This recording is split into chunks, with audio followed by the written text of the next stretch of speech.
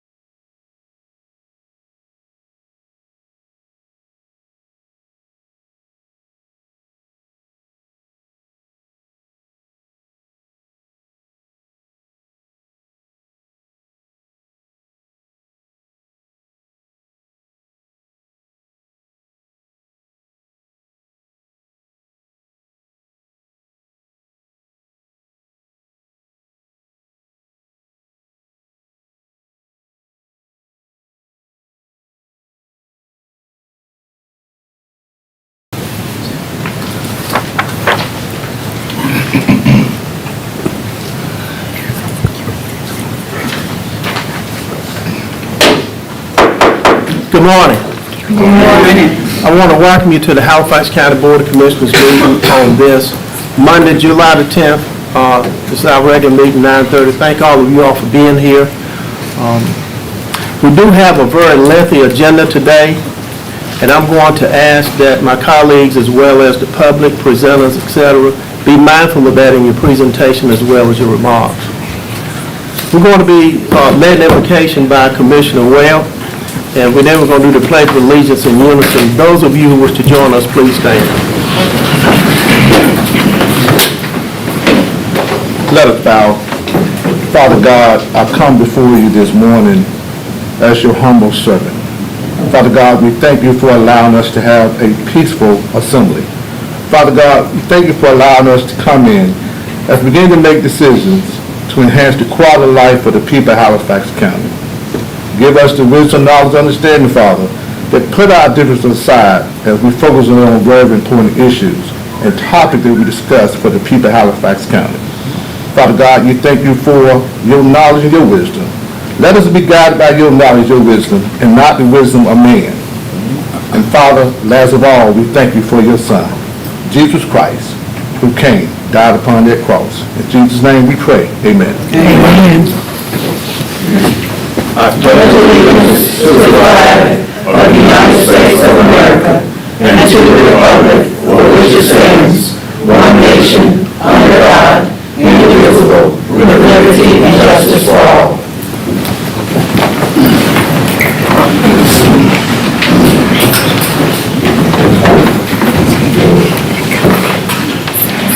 I want to thank Commissioner Webb for leading us in the invocation. At this time, we're going to turn our attention toward the adoption of the agenda. I do have one matter that I would ask the commissioners to amend the agenda to. Under item 4A, I know we have item 4A, Superior Court updates, but we're going to make 4A remarks from Dr. Danny Williams, who is the former superintendent of Welland City Schools. And then we're going to have item B to be the Superior Court updates, C, North Carolina Department of Transportation update and future projects. Item D will be the PTRC pay study presentation, so on and so forth. Are there any other recommendations from the commissioners? Staff? Okay. If not, I'll also entertain a motion with that one change. I move the agenda be approved with those additions as presented. I second that motion. Motion made by Vice Chair Brewer, second by Commissioner Johnson. Any further discussion? All those in favor say aye. Aye. All opposed? Okay. Next item is the conflict of interest statement.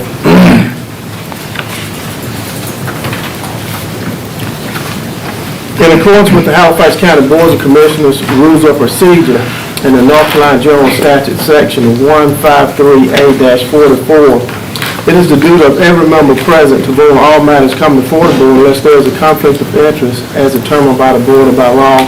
Does any board member have a known conflict of interest with respect to matters coming before the board today? Commissioner Smith. No conflict. Commissioner Davis. No conflict. No conflict. No conflict. No conflict. No conflict. Madam Clerk, let the record so reflect that the 6 commissioners present do not have conflicts with any matters coming before us today. Yes, sir.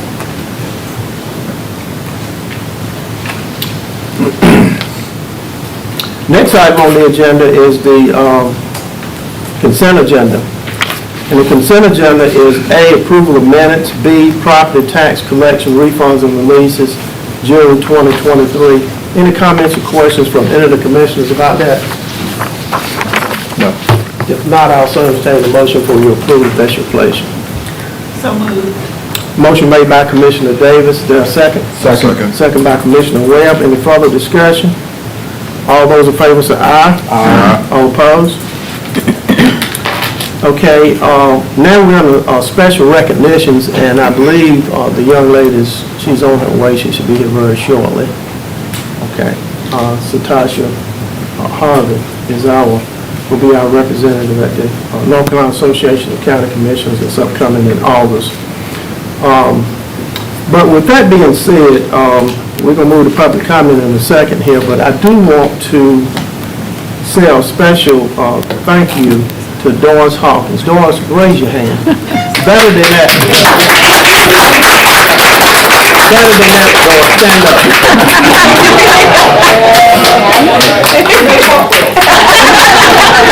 You know, in case you all don't know, staff knows this, and commissioners know this, but highest tax collection rate in history in Halifax County, 98.30.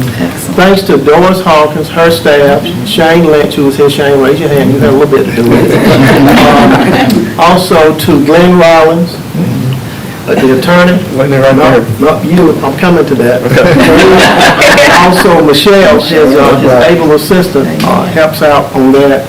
And then I'm leaving out someone. In the Halifax County Sheriff's Office, and we have our illustrious Sheriff Tyree Davis. Raise your hand. You know, Frank Hager hadn't gone anywhere. Working together works. It takes all of them to get all this done, but between, Sheriff Davis and Doris and Glenn's office, it's tremendous. And thank you so much, Doris, for all that you do, Halifax County. And we had your staff meeting. On behalf of the county commissioners, please express that to your staff as well. Absolutely. And thank you, sir. Chairman Bryant, Yes, sir. may I suggest instead of her standing, we should stand and give her a standing ovation? Yes, sir.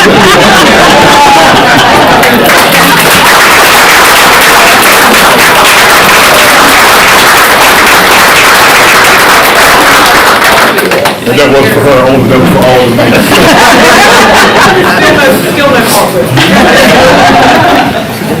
You know, this bench Doris is up here for a reason. You can do half of that if you want. Again, thank you, Doris, and Attorney Rollins and Sheriff Davis. Thank you so much. This time we're going to, if the young lady comes in, Beth, just let us know and we can go back to her, okay? At this time, we're going to move to public comment. which is on your agenda.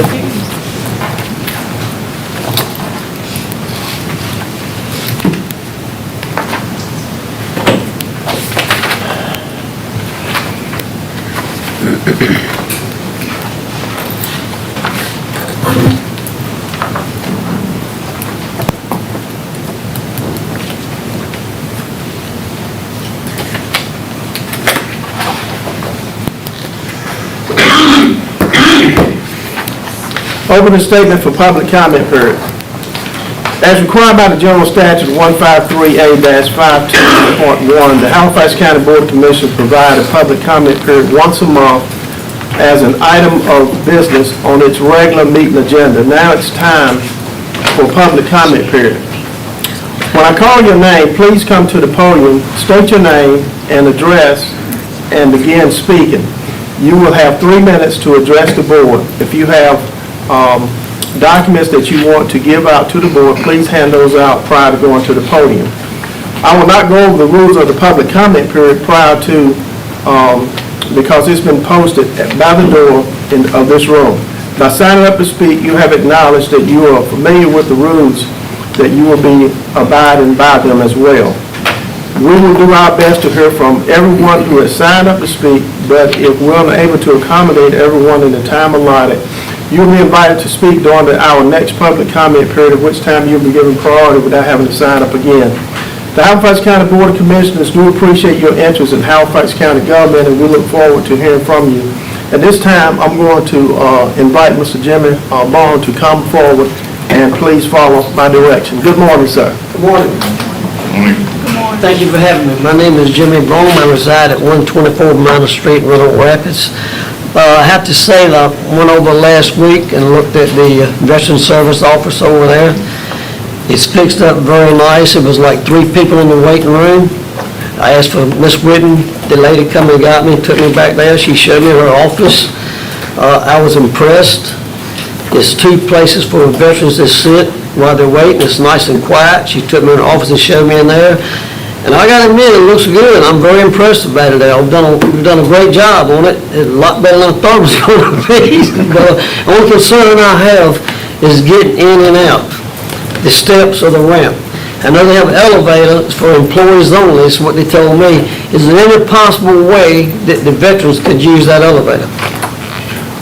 Mr. Brown, what you just said, I'll leave it up to the county manager to take that under advisement, and I'll ask her to get with the Veteran Service Office, and they'll take a look at that. Okay. All right. And also, I've got, from here to the coast, I've got like 30 counties now, and I've talked to 7 other service officers, and I've talked to them about it, and we've talked about, they don't like the idea of having the steps or ramp, but I just, if it's any way possible, could we let the veterans use, the ones that need it? Not all of us don't need it. But some of them can't go up steps, some of them can't go up ramps. But if it would be, could get the use of the elevator, I think it would help us a whole lot. Right. Ms. Denton is right here, as you know, and certainly, she's going to think about that and consider that, and she'll make a decision relative to that. Is there anything else? No, that'll do it. I'm impressed with it so far. And look, let me just say this to you. If you have any other comments or any other concerns, you know how to get in touch with me. Yes, sir. As well as, the county manager, and you certainly welcome to come and speak before this board anytime. Okay. But thank you for all that you do for Halifax County and surrounding counties as well. Thank you for allowing me to speak. Yes, sir. Okay, at this time, we're going to, I think we have our young lady here. Let's see, Satasha Harvey, Halifax County 4-H Talent Teams Club member. Come on up to the podium. Good morning. How are you? Good morning. Looking forward to seeing you at the North Carolina Association of County Commissioners meeting in August. We'll hear from you this time. Good morning. My name is Satasha Harvey. I'm 16 years old, and I'm a member of the Talented Teens 4-H Club from Halifax County. A small group of thoughtful people can change the world. Indeed, it's the only thing that ever has. A quote by Margaret Mead. Today, I will be talking about civic engagement. Civic engagement is getting involved in your community with the goal to change it. It can be political or non-political. and there are multiple ways to engage in your community. So why should Continue, you... that's something else. Go on back, go ahead. So why should you civically engage? When you civically engage, you're able to address problems that you feel are plaguing your community. You're able to improve your community and strengthen your community bonds. There are different types of civic engagement, and I like to put it into two categories. You can volunteer, there's volunteering, and there's activism. For example, you can volunteer during voting season. Voter registration drives, polling places, and showing support for candidates are all ways that you can politically, civically engage. You can volunteer at organizations or in the community, for example, 4-H, rest homes, homeless shelters, or you can even donate. A form of activism is protesting peacefully. You can lead or organize protests, you can attend protests, and gain attention for causes you think are worthy. You can also petition to your government, your local, state, or national government. Some benefits to civically engaging would be that you get to develop people skills, and you are able to network. And networking can take you so far in life. You're able to connect with your community, and you can build a better tomorrow for yourself and the youth that will come after you. I would like to add that everybody doesn't have the opportunity to civically engage. Why is that? Because sometimes you simply don't know about it. Today, some youth had to complete a community service project to graduate high school, which can be a lot for someone who's new to it. The younger kids begin to civically engage, the better. So one of the most important ways you can civically engage is by simply spreading information and spreading the word. Civic engagement makes the world go round. So how can you civically engage? You can attend your local government meetings right now. You can vote, or you can even join an organization. I would like to talk about some of my personal experiences civically engaging. In 2012, I joined Girl Scouts. I am currently still in it. In 2019, I joined the Talented Teens 4-H Club. Thank you, Ms. Peel. And in 2017 to 2018, I was a member of ABC2. In 2016, I participated in the A. Philip Randolph Institute, which is just youth passing out voting packets to members in the community to spread information. And I also participated in local voter drives.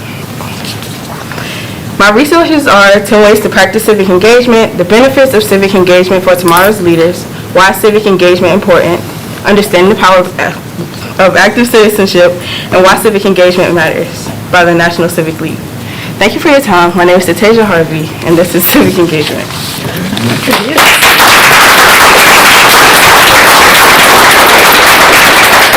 Ms. Harvey, thank you so much for your presentation. Now, I'm going to ask Ms. Wells, do we need to take a photo now, or maybe at break? At break. Okay, all right. Can she stay? Whichever works. Right, and the reason for that is, you know, as part of participation in the North Carolina Association of County Commissioners, you're required to make a presentation before a government body, as well as your photo of, you know, with the county commissioner. So we're going to do that when we take a break, probably in about an hour or less, okay? Then after that, you'll be free to go, or you can stay and listen to us about civic engagement. And also, I want to thank Beth Bertram, and I want to thank her for all her hard work over at 4-H. And also, Patricia Peel, would you raise your hand? You know, Pat Peel is awesome. She's done a lot in this community. And I hate to even go there, but I got to go there with this. Her son, Jared, was very instrumental in 4-H. And that young lady probably got her start under Jared, I'm thinking. And as well as many other young ladies. So, Madam Clerk, I want the record to reflect that the chairman of the county commissioners and the commissioners did say something on this day about Jared Peel, who used to be involved in 4-H, and he was a tremendous mentor and leader in the 4-H. And Pat, thank you so much, and you know, we thank you so much for sharing Jared with us. Jared was just like a son to me, and so anyway, thank you. And I know I didn't want to say that, Pat, but I feel like I needed to. All right. Okay. All right.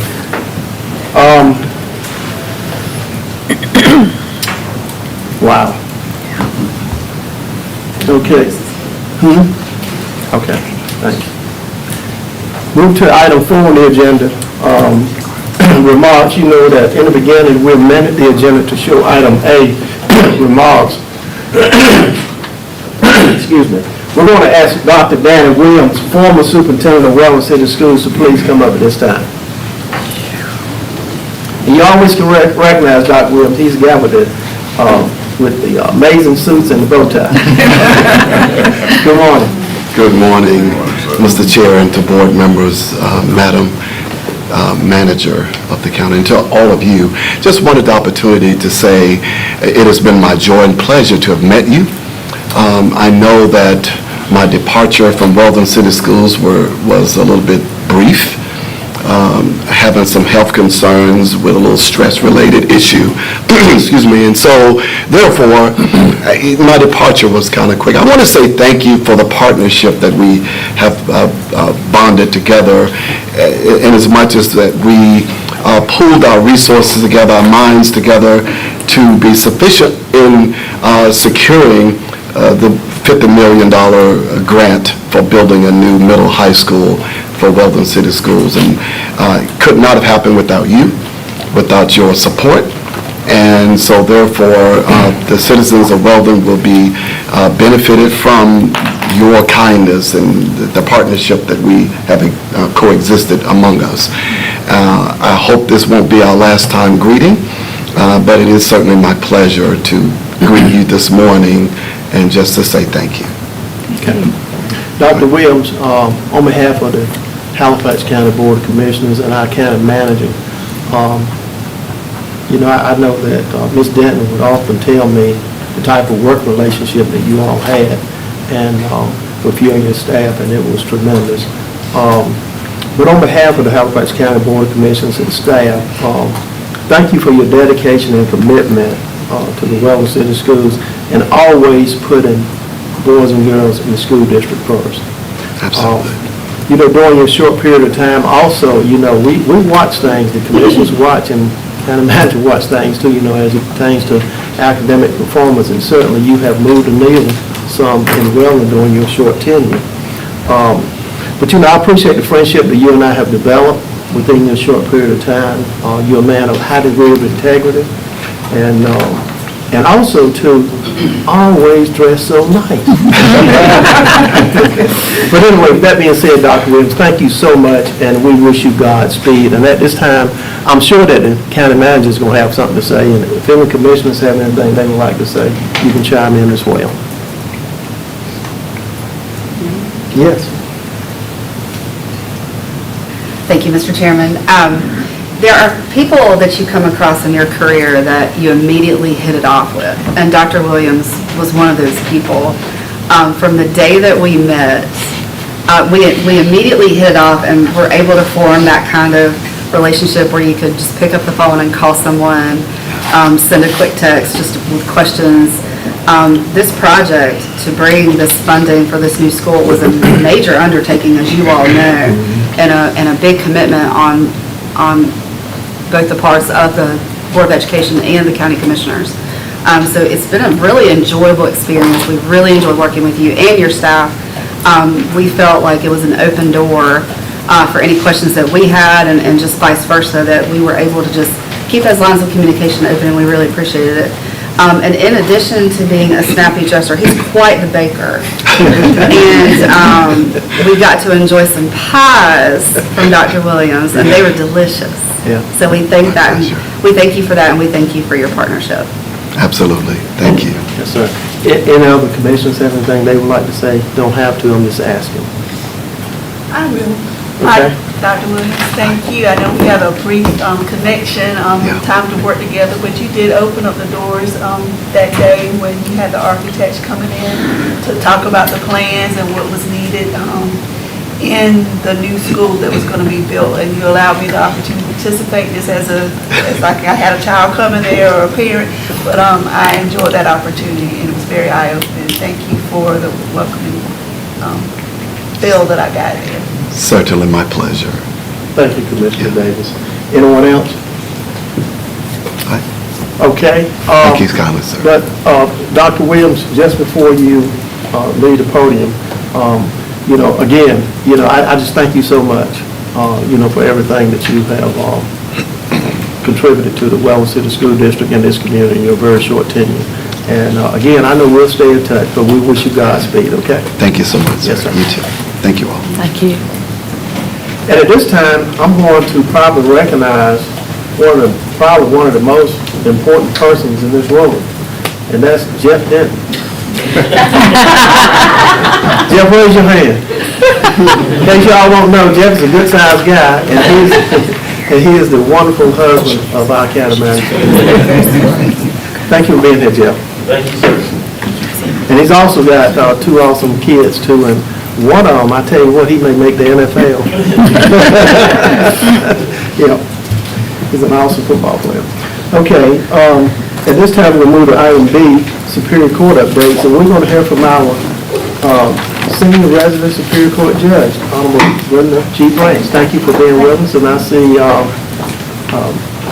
Judge Friedman is also with you, District Court Judge. Okay, come on. I need to back up. All right. Thank you. Good morning. Good morning. And Madam County Manager, Chairman Bryant, other board members, staff, visiting public, good morning. I want to thank Ms. Denton this morning for guiding us as to how to become part of the agenda, some of the things that we should discuss with the agenda, so I want to thank you. It's all about newly formed team meetings. We discuss attending these meetings from time to time to give updates on our court system and the courthouse and to learn more about the budgeting process. We found that the general public knows very little of what we do. We also found as a team we had not been very good advocates to the county. And so this will be the beginning of a change in our efforts. So I want to note, I'm glad to see DOT is here because on last year, I started emailing them asking for expansions from the DMV, the Highway Patrol, out to Halifax. And so I did send an email in case anyone from DOT didn't get that, but I did send that. So I've been on it since last year asking for that expansion because all of our business is conducted right from Halifax. But anyway, so in August of 2022, the judges in district began meeting to develop an actual plan of operation to help enhance our services. And after several core team meetings, we developed a plan that included some of these things, these items. Revised continuation policy, we just decreased the number of time the case could be continued without the judge's approval. And I think that's more for district court, but they were included with the team as well. Revised bond policy, so many issues around bonds, but we still have to deal with the legalities and deal with the income of the people we serve. And so although we could increase and give the magistrates more discretion, we still have to make sure abide by that law when setting those bonds. But we did revisit that. We do have the Criminal Justice Information Network. It's called CJIN, whereby the defendant is monitored so that he's not within a certain radius of the victim. We've had issues with giving ex parte domestic violence orders and then people violating that. Well, in this case, there's a monitor, and we hired a part-time ex-law enforcement officer to monitor, such that when that defendant comes within that radius, then that monitor would go off and he could contact that victim and say that defendant is close at hand. It helps the defendant in a sense too, because sometimes victims say things that didn't necessarily happen. So this way we can monitor if they get too close. We hope that's a good safety measure. And along with that, we increased the bonds and we talked about more factors to be included when we set bonds on the domestic violence cases. And Judge Friedman may be able to tell you more about that as well. We enhanced our courtroom protocol with safety and the decorum in an effort to make sure that people understand it's business. And we want to bring respect there. And we understand that we have to now go and build our respect with the public. And to do that, we are giving information, providing information, and we're changing how we do business. And we are changing our expectations. And that is to be safe and to come into the courtroom with an idea that this is business. And so we did enhance our courtroom protocol. The phone, of course, we had the issue because at first we said no phones in the courthouse, and that wasn't feasible. We thank Ms. Hawkins and County Manager for alerting us that we needed to change to make that say courtroom and not courthouse, because sometimes you need them in the courtroom. We've been advocating for a public defender's office. We've been called a legal desert. That means we don't have enough attorneys in our area. And because of that, we have made a bid for a public defender's office. We understand we didn't make it in the House budget, not sure about the Senate budget. We don't know if it's going to work out with the reconciliation process. We're hopeful, but if not, we're going to continue to ask for that. We know there were about 5 that were allotted between the House and Senate. We're not certain yet where we're going to stand. This causes us backlog and having to wait. Sometimes you have court and you're sitting there for an hour or so waiting for one attorney because you don't have another attorney that can take that case. So you have to wait for them to go to Bertie, go to Hereford, then come back to Halifax, or vice versa. That's a lot of wait time that we could be using, and not only that, then you have to deal with conflicts with attorneys because you don't have that many. And so we hope that the Public Defender's Office is something that we can get for the 4 district, which would include Northampton, Bertie, and Hertford County as well. So if you get a chance to talk to our legislator or anyone else who may have some influence, please talk to them about that. Call our office if you have questions about it. We're advocating for recovery courts. You all know in Halifax County, we do have a severe issue with opiates. And in the response to that, we've determined that we need recovery courts. This would deal with some of our repeat offenders. This would allow us to start, hopefully, through the county and state and federal grant process, we will have funding to help send some people to rehab, to help their families while they're away, to help them rebuild their lives. Sometimes that's what it requires as opposed to punishment. And so hopefully we'll be able to start that process in 2024. We're asking for funding right now. To that end, we do have a part-time AOC funded position working with us right now. And Ms. Melinda Harder has been very instrumental in getting us information about federal grants and what we need to do in order to qualify. And part of that we've already started to participate in. We've observed criminal drug treatment court in Beaufort, North Carolina, Beaufort County. And this is where premier drug treatment court is from the state level, and so we went to observe their process. We attended National Drug Court training in Houston, Texas. Some of our core team members did. We're scheduled to attend training again in August for a federal grant process in Durham, North Carolina. We've developed a courthouse team with department heads to discuss safety and policy needs for the courthouse to present to the county for improvements. We anticipate proceeding to the county, perhaps the next budget session. Those would be large and small requests. We want to thank Mr. Lynch right now in the tax office, who's part of our county safety team, for helping lead our efforts and some of the things we should ask for and how to ask for those items. So we want to thank him for his efforts. Our court team consists of Superior Court Judge, Chief District Court Judge, Clerk, District Attorney. We are to attend a Judicial Executive Leadership Seminar in August. And this is to strengthen our relationship in hopes of strengthening our system and the services that we provide. We have our Crave video recording system. I want to thank the county for working with us on that. AOC, Administrative Officer of the Court, allotted 2 systems. And we currently have 2 systems in District Court, and we're hopefully we'll have one removed to Superior Court. And that is important because oftentimes you don't have to actually transport inmates just to say you have a new attorney. Or in some cases, you don't have to transport them just to set their bond. And sometimes they can do a probation matter. So it just saves in transporting some of our most dangerous, sometimes violent felons. You don't have to transport them in some of those cases. And so it is much appreciated to have that system. And at some point, we'd like to see that system in each courtroom, because we will not have one in courtroom 3, but sometimes we need that for child support cases because our inmates are being held all across the state, including child support. And so sometimes, as opposed to transporting them back to Halifax, we can have that system because this Crave system connects to every other county in the state and will be maintained by the Administrative Office of the courts. And so it's very important. I want to thank the county for the attention and the focus that they've been able to provide to us for those systems. We do have an AOC managed e-filing system. We are not set yet, but it would require all documents pertaining to court to be e-filed. We're on the list probably next year sometimes. It's going to be messy, very messy. And so we'll probably come back to you and explain more about that process there in Wake County, I believe, or Justin County, and maybe one or two others right now, but it's been very messy. We've had some publicity about it. However, it works really well once it's in place. And we'll come back and talk about that. But that is why it's so important that we have these electronic systems or means for these electronic systems, because this is where our courts are headed. And I imagine just where the world is headed.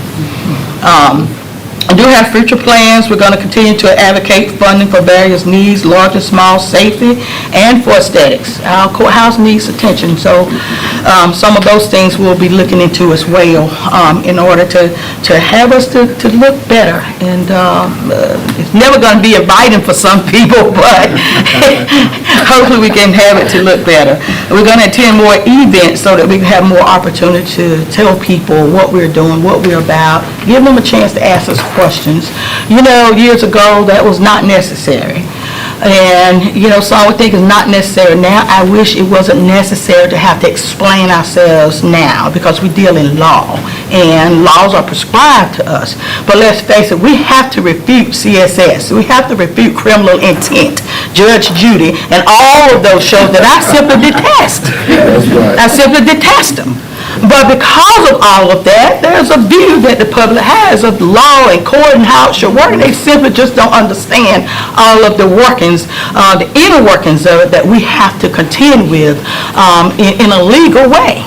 And so we've determined from our team that we need to continue to meet, but we need to continue to provide people with information and an opportunity to just ask questions. If nothing else, ask me the question.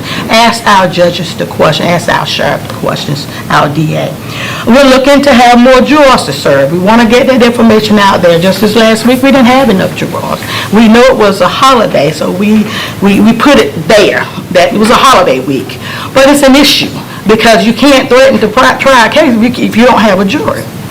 And I understand people work, people want to be excused because they have work. Everyone has a job. And we have to relay to the public that, no, well, we need you right now. We need to be able to have trials. We need to be able to say, no, you don't continue this case, try. And you can't do that if you don't have a willing public. So I want to get the word out through you all and everyone else that if you have an opportunity to serve, if you're asked to serve, please consider doing just that. I know it's inconvenient, and we know it's costly to you, but we need that in order to start to change and reshape what we do in our courts. We are recruiting local college students to give them a bird's eye view of our court system. We have an internship that we're trying to get interns in to talk about law, to know more about law, so that we can hopefully have homegrown lawyers that will come back home. We do want to give the public more information about our magistrates, their roles, their qualification, the benefits, and the recruitment. Sometimes that's been an issue in trying to get more magistrates to serve us that are qualified, and I think public just don't understand how important they are. It's the first face of the court, and they have really actually good benefits, and so I want to get that out to the public through you all and through everyone else that we come in contact with. So I tried to be brief, and I put notes in your notes in any event that you had any questions. Okay. Any questions or comments from Judge Branch? I have a quick question. Okay. Good morning, Judge. Good morning, Attorney Webb. Commissioner Webb, I'm sorry. Attorney Webb is fine. You can just call me Sam.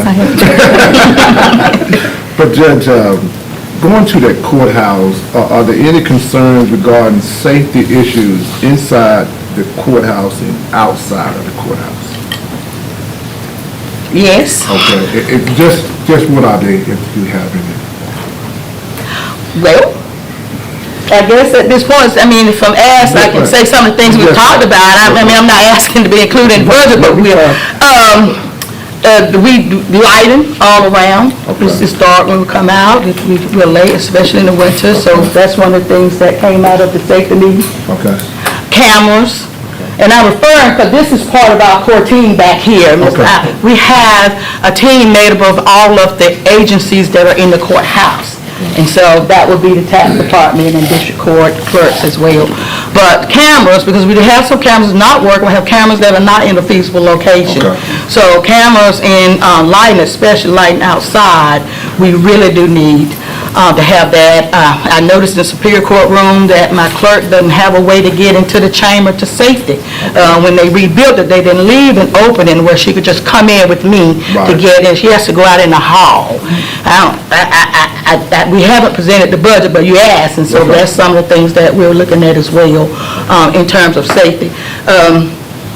Of course, we could always use most bailiffs, so we can have more of those. We understand that's something with the sheriff's office and budgeting, but certainly that. I could go on, but those are the most overwhelming things that came out of our meeting process. We meet every 3 months. Okay. And I think that from what I've been hearing from different individuals coming to the courthouse, and I don't know how the judge feel about this, but there seems being an issue with the cleanliness of the courthouse itself. Yes. It's a high-traffic area. These courtrooms are used on a daily basis. Yes. For the most part, and there's been some concerns regarding the level of cleaning in the courthouse itself.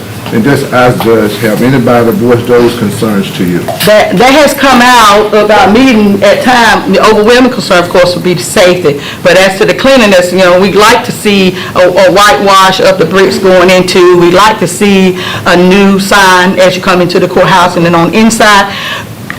We would ask for a week down or 2 weeks for a good, strong professional cleaning. That carpet has been there since it was there. The curtains are drywall at the windows, and so you go into the jury room, the carpet is there, it's dirty, it's nasty, it's spotty. The curtains are coming down, and we're asking that blinds be put where the curtains are and leave the balances. So it'll be easier to clean and easier to replace down the road as well. A whole lot more economical, I would expect. But I understand that we do have some rebuild coming, and so that may be part of it. But a really good clean, the bathrooms, and yes. We have heard that on the porch and different places that needs cleaning. Thank you. Okay, anyone else? Commissioner Johnson? Judge Branch, you didn't say anything about teen court, and that's my pet peeve. Well, yes, ma'am. We, part of what we've asked for with the Public Defender's Office is we asked for a court programs manager. What we found is that because we're a 4-county district with district court, it's hard to manage. I was able to manage for the most part because, basically that's what I do. I have more time. But we've asked for a court programs manager in order to keep our programs going, because right now we have teen court and we have teen court in our counties. Some of them now, because we can't give it proper attention, are not as active as Halifax. Halifax County is very active. Very good participation from the schools as well. And Judge Friedman presides most of the time. It's twice a month, so she can tell you more about that. But it's very active. We have the School Justice Partnership that we're not able to maintain as much as we'd like with that relationship and the communication, because we need a program manager. When we applied for the Public Defender's Office, we applied for a court program manager, and the person that AOC actually allotted to us is part-time temporary, and we've been extended to September. We're going to continue to ask until we can get that program manager, because not only do we have teen court, we have a family court that's it goes very well. Our civil cases close a whole lot faster than most other counties because it's managed. And we have a family drug treatment court that county manager Denton has agreed that we can actually revive. So with the court program manager, we intend to revive that program as well and continue with our other programs, our other initiatives, such as our internships and such. But teen court is very live and active. And I have one other question, and it's for my information. You said that it's difficult to get jurors. Is there an option for jurors once you're asked to come to Halifax or wherever? Sometimes, we try to be accommodating so that, we understand people are working and they're not going to get paid what they missed from work, and so we try to work with them. But I just want to re-emphasize that we understand your work, but please have a mind to serve in that capacity whenever you can. And we'll try to work with you, but I'm asking, please don't ask. Please don't ask. Please come with the mind to serve if you can. So just want to place emphasis on, please come with the mind to serve. Finish, Ms. Davis? Yes. Okay, anyone else? I have a Okay, Commissioner Davis? Judge Burns, thank you for what you've done for our community and Halifax County as a whole. And thank you for sharing the information about the changes you brought forth since you've been in. Our team did. We've been meeting since, yes. And I just want to sort of maybe say a word for encouraging and creating some more outreach programs. We know that we have an overcrowding in our jail system, and we basically need a new jail to house the inmates that we have. But one thing that I see as being proactive to sort of decrease that is creating some outreach programs where we can reach our younger generation and deter them from a life of crime.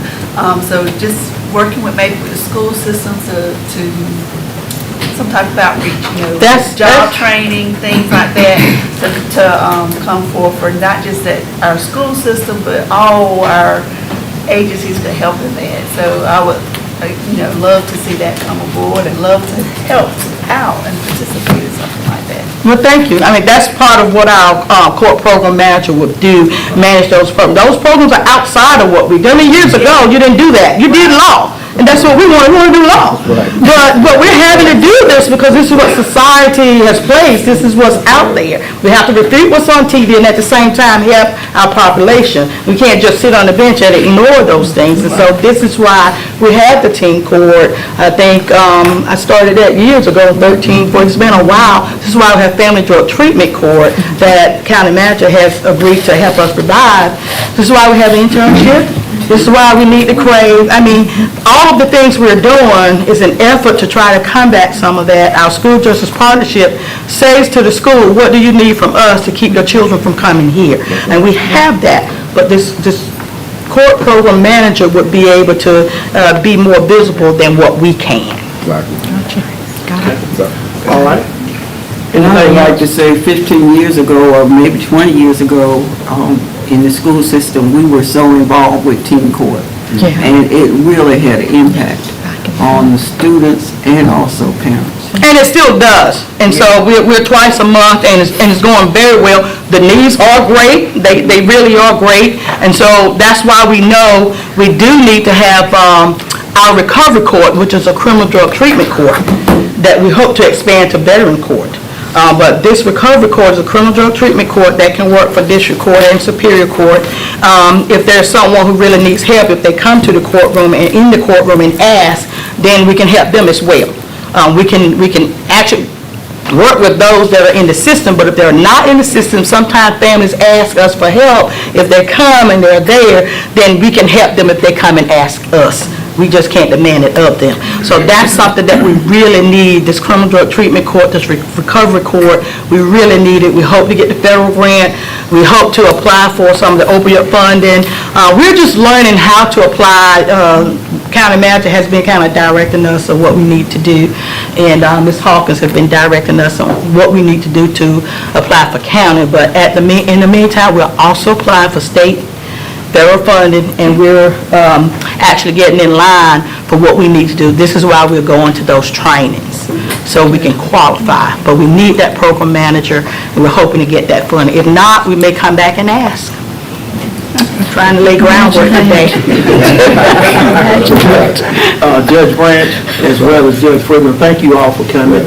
Very thorough presentation. We thank you for this information. And of course, the former commissioner, Lake Commissioner Marcel Smith was on this board about teen court laws. So he brought a lot to the table, as it relates to that. And we certainly missed that part of him not being here with us. But he left his mark, and he also left us in good hands with his dad. He did. And he's worked with our JCPC, and so that's a great help as well in terms of working with our teen court in the schools. And so that program manager would help to work with that as well. And so we'll come back to you from time to time. If you would, we ask simply, hold on to our notes, read them, consider us, and then share with the general public what you know. Help us to start trying to change the public perception of us.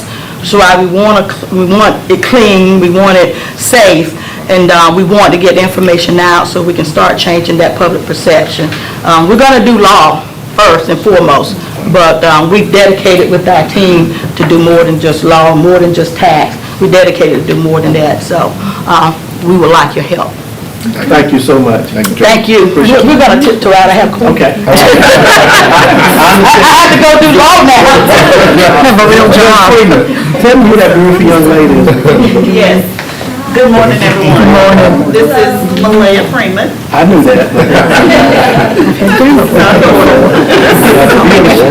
Thank you all so much. Thank y'all for being here. You can't reach me always, Judge Freeman, she's always available as well here in the county. Okay, thank you. All right, at this time, folks, we're going to truck on and do a couple of other things, then we'll do a break. We're going to hear from the North Carolina Department of Transportation update and future projects. And we're going to hear from Harry G. Peter, district engineer. Well, I guess he's delegating. Grace set it up for us to get on your agenda, and I appreciate that. And we mixed up in who was going to be presenting. No problem, just tell us your name. Yes, sir, I'm Keith Eason, Division Engineer for Division 4, which includes Halifax County. Thank you for being here. Before I get started, I'd like to make a couple of, first of all, thank you for having us, Mr. Chairman and Madam County Manager and Commissioners. I'd like to make a couple introductions. We've got some of our team here, just in case you guys don't know them or don't know what they do. And above that, we also have our board member for Division 4, Mr. Melvin Mitchell here. Thank him for coming today and supporting us. Addison Gainey is our project development engineer, so he works on the front side of some of these projects and getting those ready, getting plans ready to go out for construction. Jennifer Collins is our quarter development engineer. Sam Lawhorn is our division maintenance engineer, so he's in charge of anything that's already on the ground.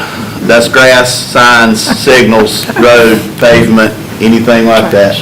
James Sammons is our planning engineer, so we're looking long-range things with James, anything planning, and we'll get into a couple of those things.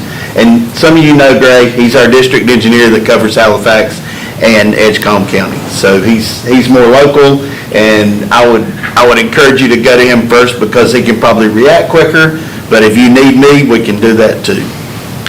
So with that, I will, it's the up and down gets me moving on this. Straight down.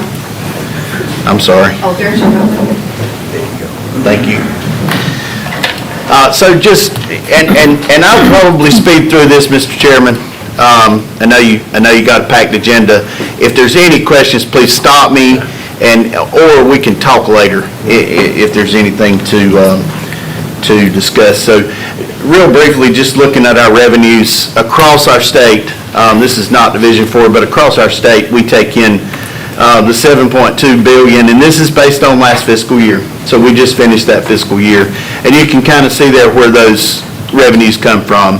The big majority of our revenues come from motor fuels, highway tax, and other fees which are included in DMV fees. Other than that, the federal money that comes to us, that's the majority of our money.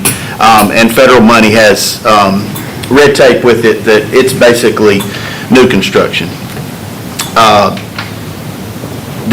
The motor fuels, highway use tax, and fees have been hurt over the last few years based on efficient vehicles, electric vehicles, and so on and so forth. The legislature 2 years ago introduced a new sales tax on automotive supplies that have come in and really helped to boost some of our revenues. It's a small portion in that big graph, but it makes a difference as far as maintaining what we have and building a few more things.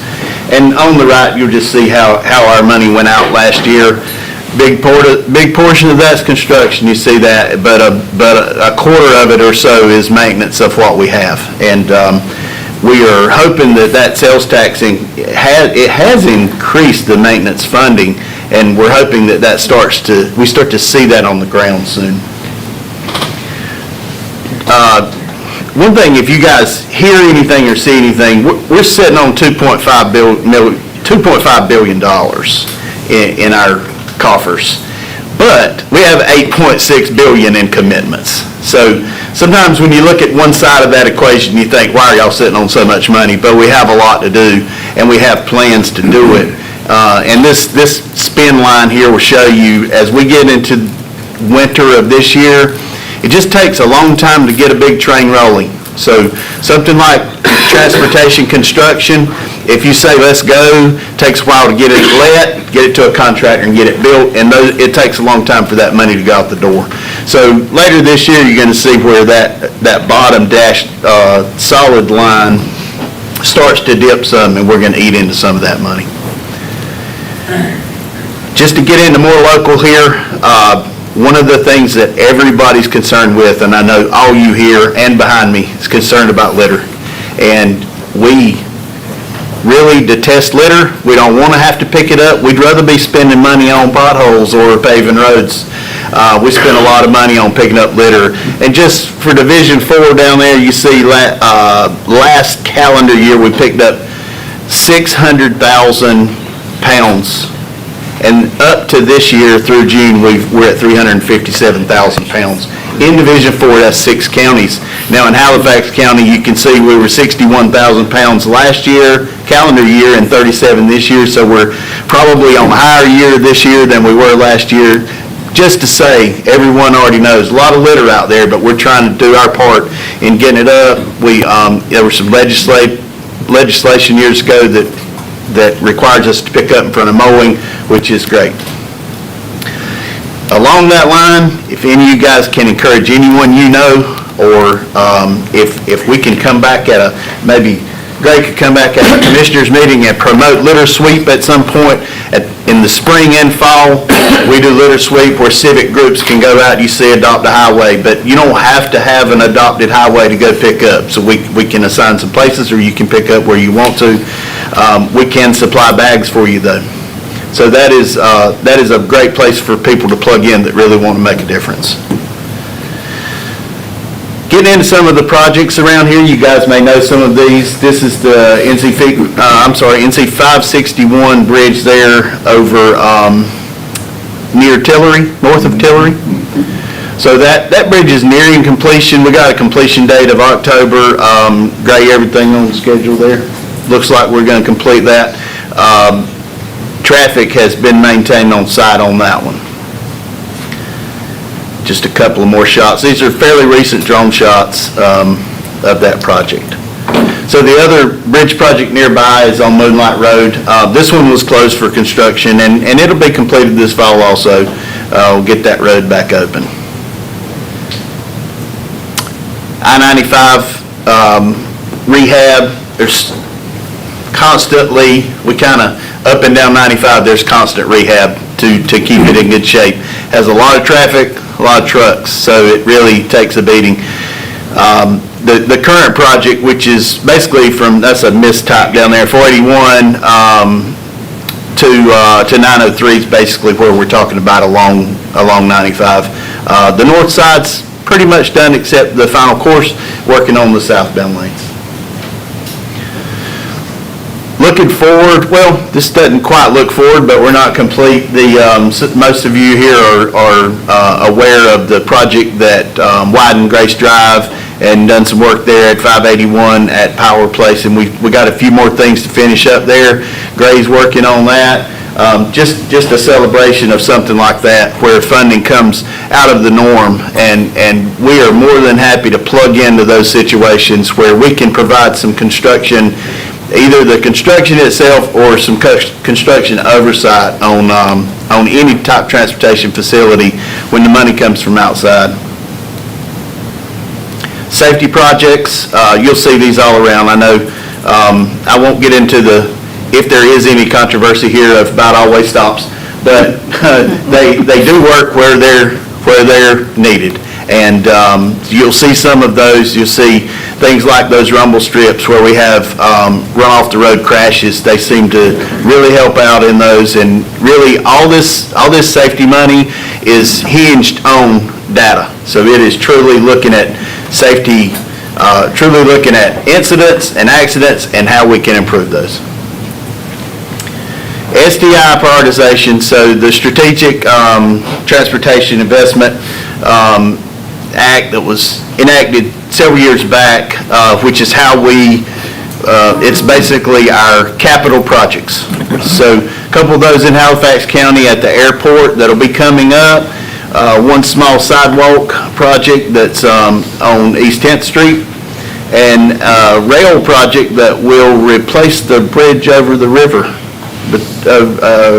in Weldon.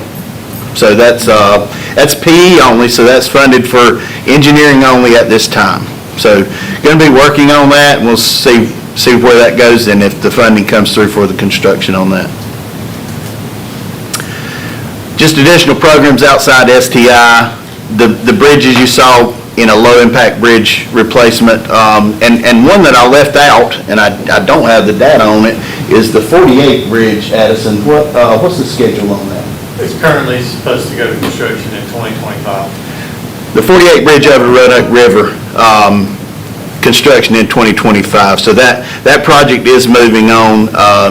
It changed funding sources, which is why it didn't make the list here, but it will be moving on. Resurfacing, 46 miles of resurfacing across Halifax County, and those will complete at different times. Construction is let real big, but done in pieces. Safety projects and locally administered projects for small towns that we can also help with. Talking about long-range planning, there's several things out there that you guys are already involved with. Transit plans, bicycle and ped projects that take long-range planning. You can't just come up, you guys know this, can't just come up with a dream today. We got a dream in the future and get ready to help make it happen. The US 158 corridor, 16-mile project from basically the county line back to 95, with some improvements there in Roanoke Rapids that are still, I think, and this is a feasibility study, so really early on this project, but we value local opinion on things like this. As we work through these designs, we need to know, is that going to work? And I think we're involved, Addison, with the town and county on that thing. So prioritization 7.0, we just completed 6.0, which is, these are our capital projects, and 7.0 is coming up. So we're already in 7.0. There's a work group that met on how we're gonna score projects. So the STI is basically a transparent process where we score projects on data only at a statewide level. As it gets more local, we can have some individual input. But the work group has several charges, and they've done things for 7.0 to get ready to enter into 7.0 and start looking at new projects. I won't go into this much, a little more detail. The one thing I wanted to point out here is that even I have to be reminded, highway is not the only transportation. So we have aviation, bike, ped, ferry, highway, of course, rail and transit, and those modes have to be talked about, they have to be scored, and they're part of this process. The 7.0 schedule, we are sitting there about June and July of 23, and the window has just opened for new projects. I encourage you guys to stay involved with your RPO, with us, and all together we will submit projects. After that, depending on if it's a statewide, regional, or division level, how it scores and whether it gets funding is up to the process. But we certainly want to make sure if there's a project out there that can benefit us that we want to put it in. And this is just basically a text of what I just said. How the process is going to lay out over the next year or so. Again, talking about modes of transportation, the work group basically worked out that highway was going to get 90% of the funds, non-highway, which are those other modes, are going to get 6%, and there's a flex 4% in there, depending on if projects get outside of those one way or the other. So there are funds for those other modes. Highway takes the majority of it. but we certainly don't want to forget those, especially in long-range planning. We want to talk about those.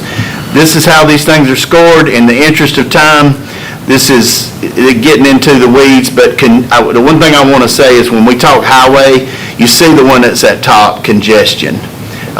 Congestion at a statewide level scores big, these projects score big on congestion. And unfortunately for Halifax County, that's why a lot of these projects don't score well. But we need to be strategic in what projects we put forth and whether we think they'll score well.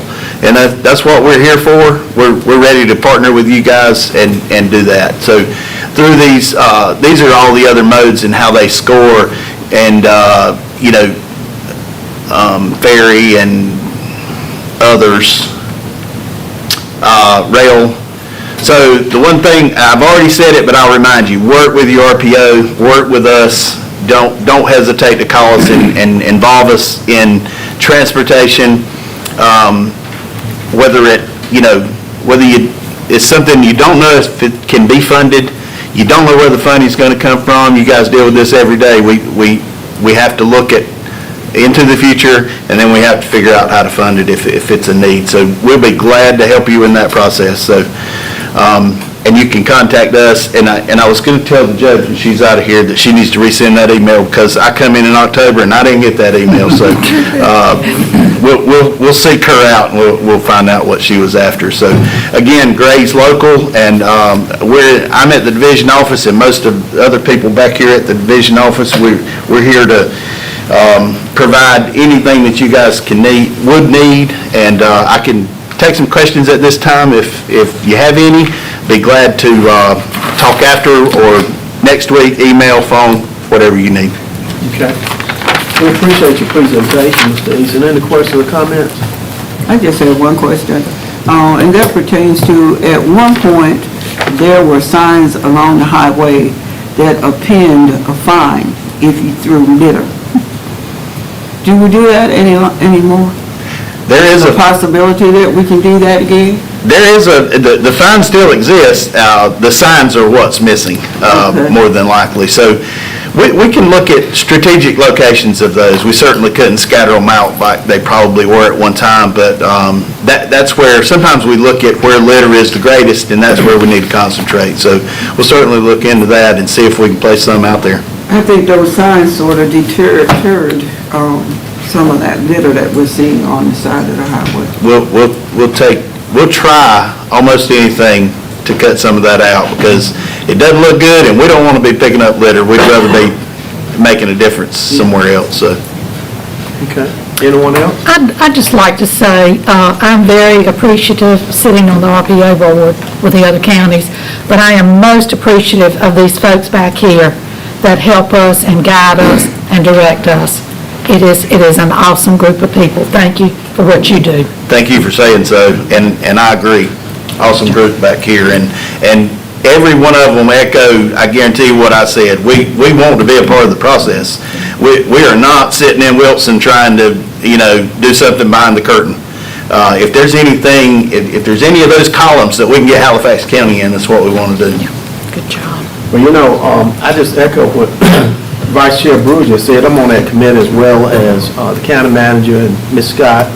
And, it's amazing. Steffi Harmon, who's our local RPO planner, she does a great job for us. And John Horton, who is a Hereford County Commissioner, he's the chair of that board. But, again, I just want to echo what Vice Chair Brewer said. Your staff do a tremendous job and have done a tremendous job for a very long time. During the Ronnie Keeter days, and that was a long time ago, kind of. But transportation is important, and also too, I want to recognize Mr. Melvin Mitchell. Will you stand up, sir? Look, he's the NC on the NC board for the North Carolina Department of Transportation, and it's tremendous to have a board member in our presence, because that doesn't happen a whole lot. Thank you. But thank you so much for taking your time to be here this morning. Let's give him a hand.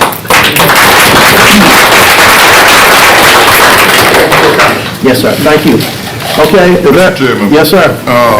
Your Moonlight Road bridge repair. Yes, sir. It seems like somewhat of a small area you all are working in, but you've been there for quite a while. Can you enlighten me on that? Because I've had several people in the area, comment about the little time that's been out. And can you help me with that a little bit? I'm going to have to defer to Gray on this one. He'll know more details. Come up to the mic, Ray. While you coming, Gray, I don't know who Perry is, but I know who Gray is. This Eddie. Eddie got that name. They gave me the first name, changed the middle, so that's what I Been go a long by. time to go ahead. So the Moonlight Road Bridge is slightly behind schedule from what it was originally. We're planning on getting some pavement down, and hopefully in the next 3 weeks, it should be back open, give or take, if Mother Nature will cooperate. But it is going a little slower than we had hoped. Yes, thank you, my sir. Yes, sir. Okay, thank you. All right, and again, thank you for your presentation. Yes, sir. Thank you for having us. Yes, sir, and thank your whole group for being with us and staying. I guess they knew the board member was going to be here, that's why they hadn't moved. They didn't know that they Okay, at this time, we're going to hear another presentation, item C on the agenda, and then we're going to take a break after this. We're going to take the picture and let you go after we do this. Item D is the PTRC phase study presentation. We'll hear from Ann Taylor. Thank you, Ms. Taylor, for being with us. Thank you for having me today. As you know, we at the Piedmont Triad Regional Council were engaged by you to do a classification and compensation study for your employees. We thoroughly enjoyed it. Matt assigned 4 analysts, and we went through a structured process. And I just want to talk to you about some of the outcomes and some of our recommendations. And please know, we make the best recommendations we can based on data, current market data. So I have a presentation. Who has? Oh, okay. There we go. Project.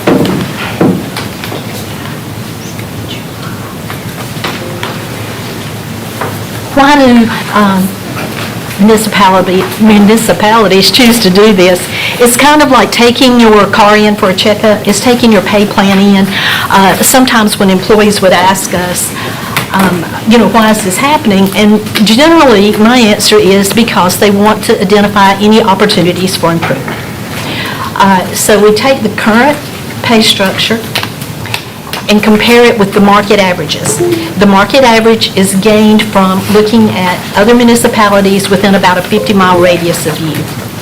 So we are looking for external equity, which is part of the equation. How do you compete with other municipal governments when you're trying to recruit or retain your staff? Also, internal equity.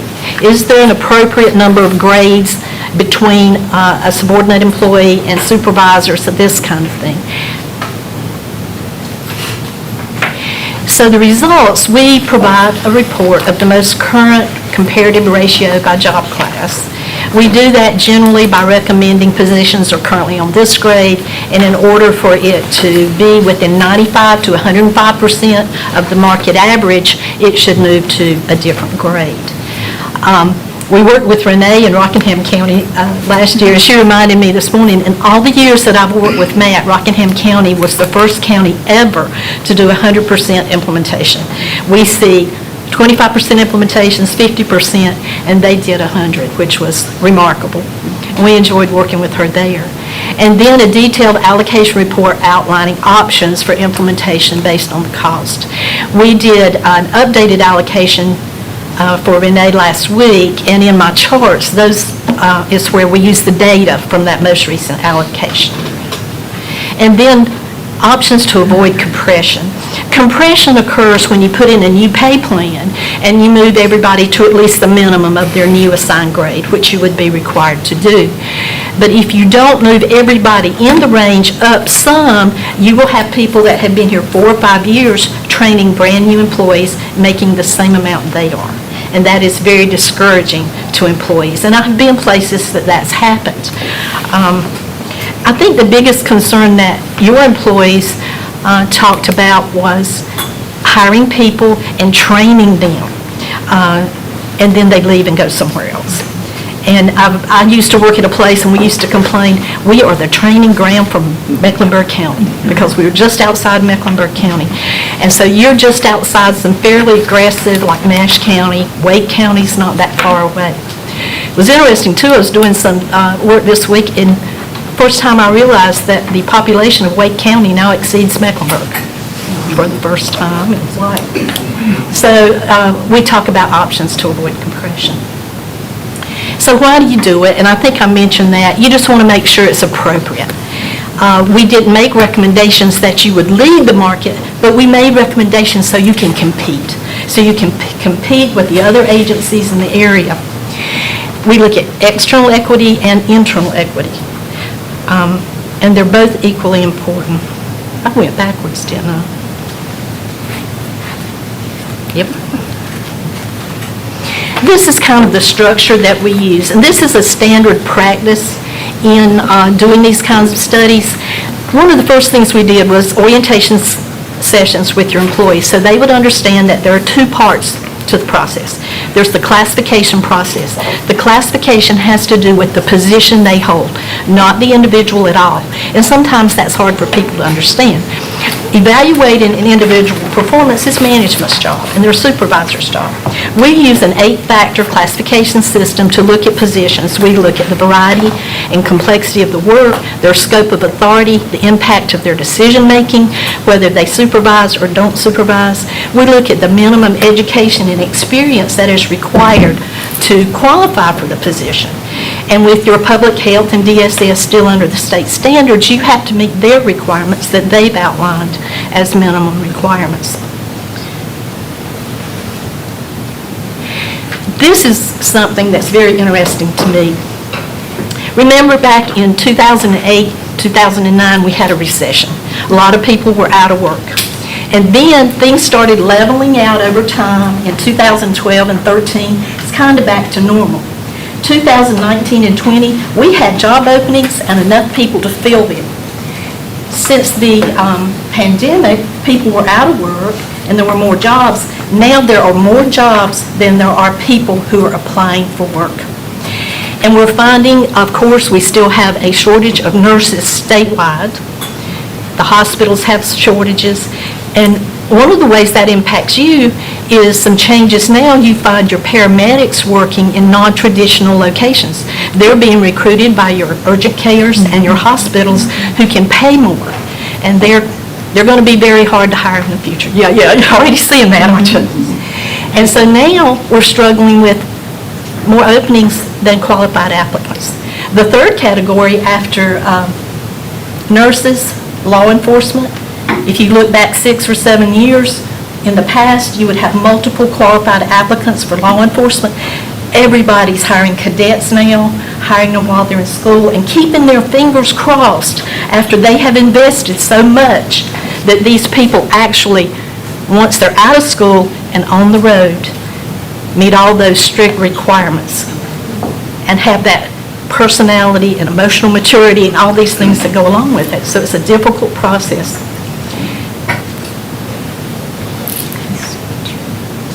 So I did some of the positions to kind of give you a picture of what we found. The first one, public health nurse. The gray line, I've got to put my glasses. Gray line is Halifax County. The orange line is what we're proposing that you move the minimum of their wage. And the bottom line is the market. We're not saying get 100%, but put yourself in a position to be competitive. Social workers. I noticed on our most recent census, you've hired several new social workers.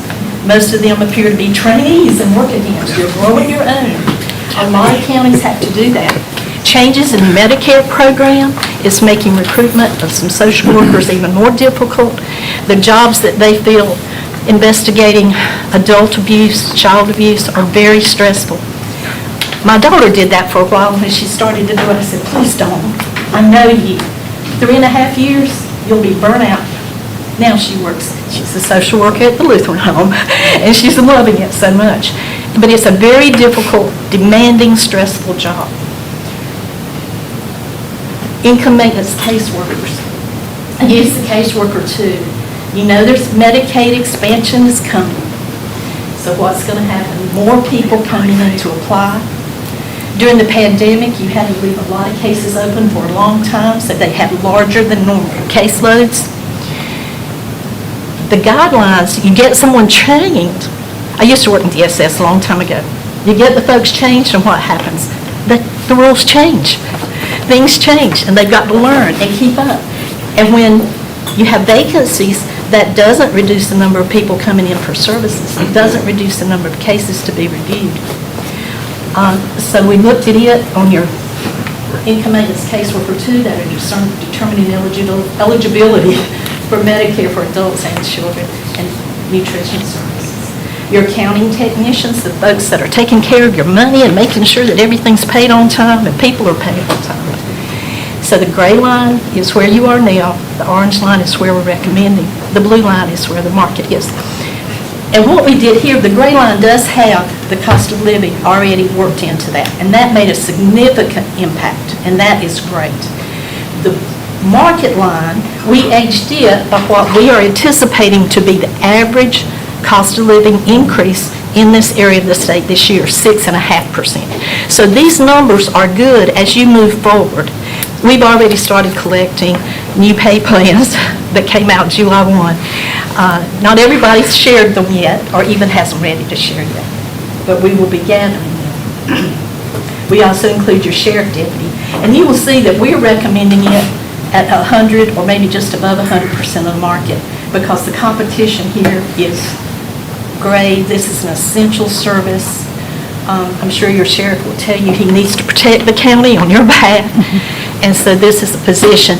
And many counties and cities and towns are continuing to look at that because it's constantly changing. I also included your paramedics, where you are now, where the market is. I did change the colors up on this one just to confuse us, I guess. I noticed that last night. But the proposed on this one is the gray line. The orange is the average market, 100% market, and then Halifax County. And this one shows you the paramedic, water utility technicians. The third most difficult job classes to recruit and retain are positions that require people to be out in extreme heat, extreme cold, and are physically demanding. I know where I live, they're offering $15 or $16 an hour to work at Burger King with a sign-on bonus. And it makes it very difficult to recruit these folks. Your telecommunicators that are handling these emergency calls that are coming in and dispatching EMT and law enforcement. Your tax collection clerks, who got great accolades this morning for their efforts, and that's wonderful. And then the deputy registers of deeds, who have requirements to maintain legal, official records and to be well-trained and do that quite well. Any questions so far? I'm making this pretty quick for you. I know you have a lot on your agenda. We will continue to be working with Renee and Human Resources and your county managers. We move forward in how you decide to implement. And this just gives you an idea of what the structured pay plan looks like. Your pay plan is 62.3% from minimum to max. There's 5% between each grade. And this is the income maintenance caseworker 2, and we're recommending that you do what's called a 50% implementation, and that's 2.5% per grade for each grade change. And so this gives an example of what would happen with current caseworker 2s who are within the range. Those below the range would move to the minimum. So our recommendations are implementation of new pay grades as you choose to do. We just want to give you the best market data we can and our recommendations for your consideration. I compliment you on the across the board that you've already done. That made a significant difference. You would increase employees below minimum to new minimums in the new pay range, and to avoid compression, adjust employees currently paid at 2.5% per grade. I think this takes you, I have to tell you, all of us that work for Matt are retired HR people with 30, or you years or more, and so that means we're all 65 or older, some of us much older. But this would take you from your current position of about 89% of market average overall to close to 97% of the market average, which is good, because we always like to see you between 95 and 105, and that those at 100 or above are those difficult to recruit, those that you have a shortage of qualified applicants in your workforce.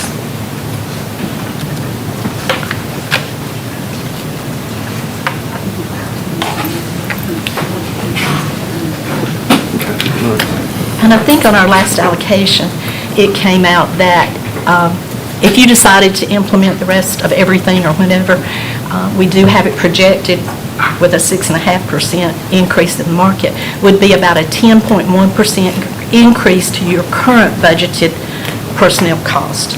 And of course, all of you know that some positions have federal funding, some have state funding, and some are 100% county dollars. So then, of course, your finance director can tell you what that breakdown is, or your county manager. Any questions? All right, thank you for your presentation. Any questions or comments? What did you say that 10% increase to the current budget would be? 10 About what? 10.1%, based on the most current allocation. That includes all your current employees with their 8% already computed and vacant budgeted positions. Gotcha, thank you. Okay, anyone else, Ms. Johnson? I just have a question, and I guess this is to our staff. So where do we go from here as far as procedure is concerned? So this today is just for you to start digesting. Right. Because it's a lot, and there was a lot to unpack here today. It's still a lot for us to digest. It is. It's been very interesting to work with Anna and her staff. What we would like to do is just to get permission to work through it further. And what we'll need to do is go, and we've already started, these are by position, and we will need to make some adjustments internally for that equity and to avoid compression piece. We have preliminary numbers of what it would cost, plus the fringes, because that would affect the bottom line as well. 28%. And if we could work with PTRC to get those numbers for that phased implementation, she showed you, none of that was a surprise as far as those particular positions that are hard to fill and that are not competitive. And we're not looking to be the market leader, we just want to be competitive. The only one that wasn't up there that I would have included was animal control officer. Yes, and he is remarkable. I enjoyed talking to him, and he is a great representative of the county, and he goes above and beyond. Just say it. He Just is, say it. and each employee, just to give you a bit more detail, every county employee, or each position, that doesn't put all 500, Right. did those position description questionnaires.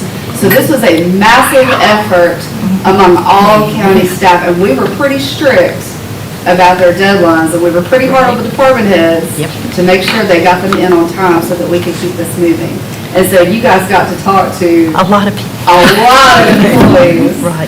I just thought it was really interesting, just the way it panned out. If you would just give us the permission to move forward and start looking at what our options are as far as cost, we would hope to have that for you the next couple of months, probably even at your retreat, to start planning for next year. We're so happy with the 8% that you all approved that made that impact. It's not going to be as painful Right. to implement, and that really went a long way. Right.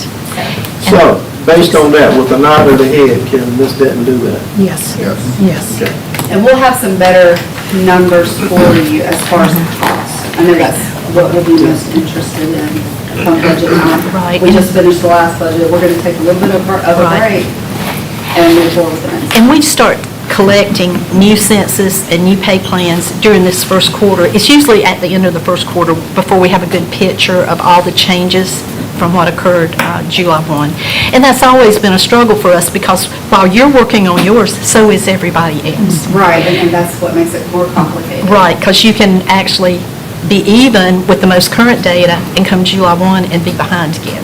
So phasing it in is a good idea, but the 8% was above average for this area, and so I commend you for that. Thank you. Any questions, you're quite welcome. Appreciate your presentation. At this time, you all do so well listening to me. We need to take a photo, Commissioner, and County Manager, we don't need to move. The 6 or 7 of us need to stay here for a minute, take a photo. Christine's gonna come do it. And then we can take a quick bathroom break or whatever we need to do. Let's be back at 10 after 11. Okay. All right, Commissioner?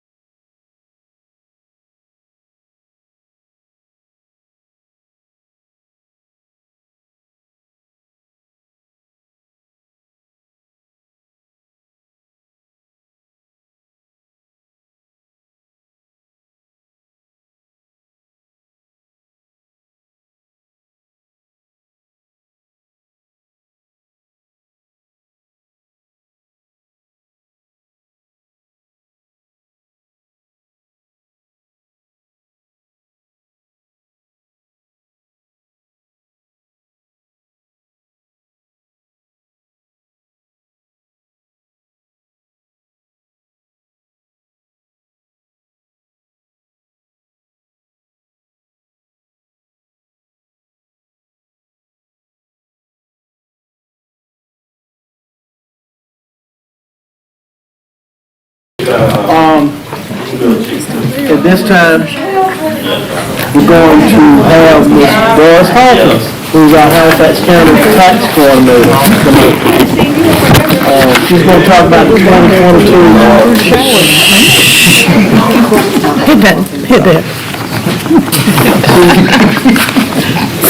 She's going to talk about the 2022 property tax settlement report of insolvents and order for the tax collector to collect property taxes. This is the lady that we had given a standing ovation to this morning. Thank you very much, Chairman Bryant. And normally I would say this part at the end, but I'm going to lead with that this year.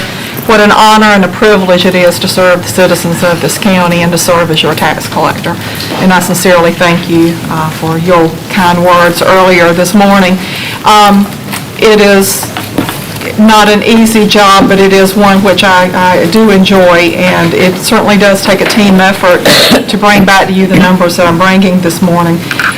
And I would like to say thank you myself to all of our staff. Thank you, Shane, for your assessing staff as well as my collection staff, and also to Sheriff Davis, who I don't see, but also to Attorney Rollins and to Michelle Mosley and his staff, because it does take everyone working together to achieve that percentage. And I'd also like to sincerely thank this board and county management for your support as well, because without your support, there's no way that we could be as successful as we are. So thank you once again.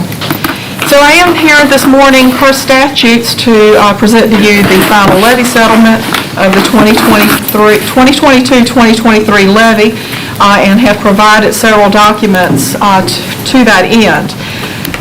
The memo is a high-level overview of what is page 4, which is actual financial levy settlement itself. And as I was joking with my staff Friday, I tried to be very detailed in my memo this year because the levy settlement is, in technical terms, a hot mess. It is a lot of data, but it has to be there. But it's difficult if you're not familiar with it to find the most important information. So what the levy settlement does, it does take us from billing in July of 2022 through final collections on June 30th of 2023. We started the year at $28.4 million on the county's levy, and we ended the fiscal year with a levy balance of $478,179. In the first section of this memo, you will see a breakdown of how that flowed. And as we said earlier today, that was 98.30%, which was an increase of 0.33% over last year and a new record for the county, which previously stood at 98.17%. That was on the current year's taxes, the 2022 tax year, and then on prior years, we finished the year at 22.70%, which was slightly down, however, from last year. But I will say that one of the things we have been running into on our foreclosure sales, which is one of the largest ways that we collect on those prior year taxes, is we have sales and then we have a difficult time actually ending the process with all the upset bids that are coming in. In fact, we still have, I believe, 3 that are in an upset bid process right now. Looking across all tax districts and solid waste fees, our average was a collection percentage of 97.96%, which again was up over last year. And then on the prior year, we were down similarly as we were on the county level. The levy settlement also, turning over to page 2 of the memo, includes some other information that's not statutorily required, but I feel like it helps everyone understand a little bit about how our levy is represented by different categories, as well as how the collection percentages on that. So you can see from the first pie chart that's on there is that secured property, meaning that property that is secured by a lien, real property primarily, but also personal property listed under the same account name, is almost 22 million of that levy, or 77%, whereas personal property, primarily driven by business personal property, stands at just under 6.5 million of the past year's levy. And then you can see how the collection percentage flowed among those two categories. This year, I also am providing more detail on what creates that levy. where are our values coming from and the applied tax rate to those. So again, on page 2, you're going to see where those values were for the 2022 tax year. We had just at $2.6 billion in residential real property value, $1.1 billion in commercial real property value. And then that first line of credit against that are the exemptions, meaning churches, government buildings and such. Exclusions, meaning those taxpayers who qualify for the elderly and disabled exclusion or the disabled veteran exclusion, or deferments. Farmland primarily that's being growing crops, or timberland that's growing trees, that present use value deferment that is applied against that gross value. Similarly, on the personal property side, as I referred to earlier, business personal property is a large part of our overall levy at $571 million. Million. And then all other personal property at $46 million. So, and then we have similar exemptions, exclusions, no deferments on that side. And then we have in September or October, depending on when the Department of Revenue provides us with the values information, we bill for our public service companies, the Dominion Energy, the telephone, railroad, etc. And that's $384 million. So you can see our total value for the 2022 tax year at $3.7 billion. We also bill what we have discovery bills through the year. This is where property was not listed, but we learned after the fact, after the listing period had concluded, and we go back and we pick up that billing. So that was broken out on what was the 2022 values and then those prior years that we picked up in that same process. I'm also required to provide you with information on pending collections and enforcement actions. So that is the table that is on page 3 of the memo. In addition to providing you with some other information. I'm not going to necessarily go through these numbers. They're there for you to look at, but you can see that we ended tax year 2022 with 2,007 bills out of 3,700 unpaid bills on June 30th that we either have some type of action on or there's some type of flag that makes it a difficult bill to collect. You can see payment agreements, attachments and garnishments, sheriff executions, foreclosure or debt set-off through the state. But then under those bill flags, we've got bankruptcies. I cannot touch those accounts to enforce collections. Deceased taxpayers, that adds in a level of complication on collecting tax bills. And then simply those that we no longer know where and how to get in touch with taxpayers because we no longer have a mailing address. I have those numbers for the current year, for the most recent year, as well as the prior years as well. I did want to speak to you a little bit on foreclosures. I ran some numbers this morning before I came to the meeting just to let you know. You can see this is my plan, and I hope, God willing, is to be your tax collector for the next 6 years, and then I plan to retire. God willing and board willing, each July. But this will be my area of focus for the rest of my career. Foreclosures are the ultimate action, and certainly it is not something that we go into lightly. We do not want to be in the practice of taking property owners' property, certainly for no reason at all. But unfortunately, we are forced into that direction when we cannot collect the taxes through any other way. It's not a quick process, and it's certainly something that is costly, not only in the legal costs that go through it, through the statutes and the court system, but it's very costly in terms of personnel for the county attorney's office in particular.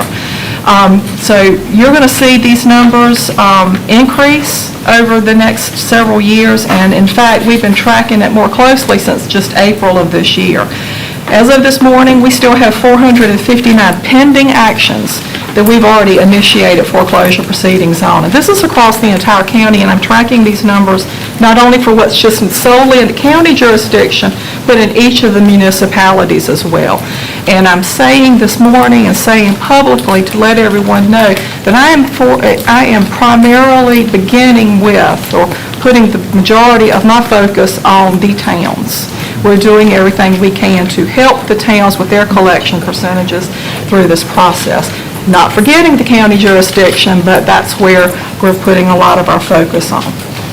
So, since tracking this in April, we have completed 187 actions. A lot of those are the new actions we started since the advertising in April, but it's also a lot of the older actions that had already started prior to this tracking. So, as I was saying, this is my focus at this point. I look at foreclosures on a case-by-case basis, but there's lots of different factors that are taken into consideration. Just because a property is delinquent in taxes doesn't mean that we're actually ever going to get it to the point of the public auction, because there was lots and lots of different things that we have to consider. And thank you once again to Attorney Rollins and to Michelle for your assistance with this action. With that, your agenda packet also includes the required personal property insolvents report, as well as some uncollectible real property tax bills that are from foreclosure actions that ended with insufficient bids and proceeds to clear all years of taxes. And you can find that report in the packet as well.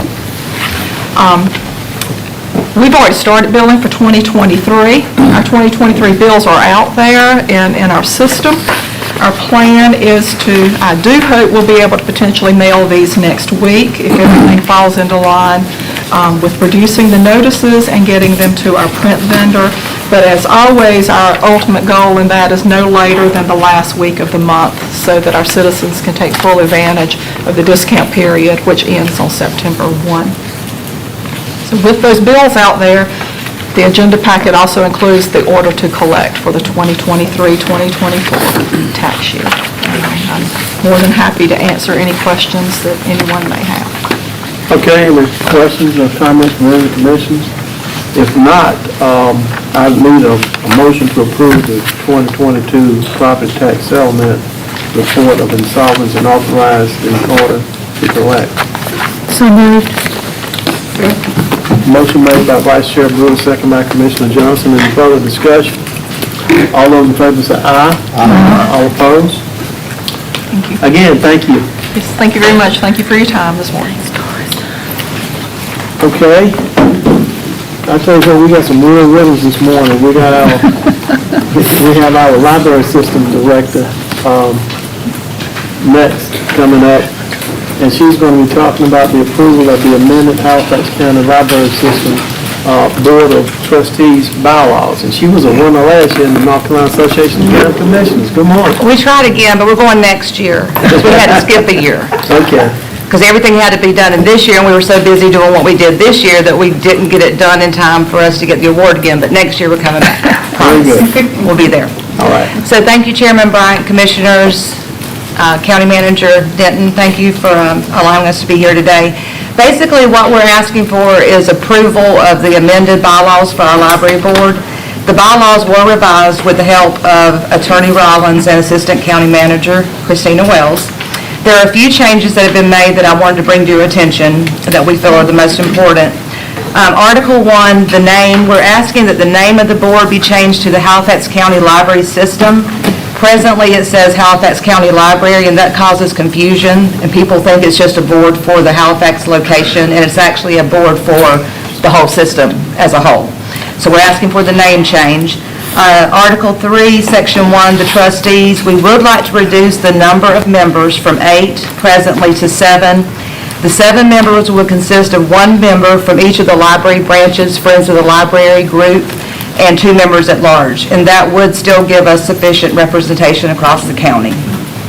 And lastly, Article 3, Section 4, Attorney Rollins changed that because at presently the wording has it so that it seems that this board is governing, and it's an advisory board, and so that was overlooked in the years past, so we want to change that and get it on record that it is an advisory board and that that's what their purpose is for the library system. Okay, all right, you've heard the information coming from our library systems director. Any questions or comments? All right, if not, she's asking for three things. What is your pleasure? Move for approval for the proposed amendments to bylaws of Halifax County Library System Board of Trustees. Okay, motion made by Commissioner Johnson, is there a second? Second. Second by Commissioner Webb. Any further discussion? All those in favor say aye. Aye. All opposed? Okay. Thank you. And while I'm here, I'm not here often, but from myself and our department, thank you all for all that you do for us each and every day. Thank you for the amazing cost of living increase that we appreciate so much and keeping the bonus in there as well as the performance pay and the longevity. We appreciate you, even if we don't say it enough. Thank you. Thank you, Ms. Gray. Appreciate your leadership as well, and tell us the young lady that's with you. I've seen her. Chairman Bryant, I'm working on a succession plan. I've been for another 7 years, but I'm training the new me. All right. So she's shadowing me in lots of things that I'm doing now. So we thought this would be a perfect opportunity for her to come and just see what it's all about. Okay, tell me the Kim name. Gray, she is the branch librarian at the Littleton location. Okay, very good. I've seen Kim, and I think Kim was down at the association meeting as well. Yes, she was. Okay, thank you, Kim. Appreciate you as well. Thank you. Okay,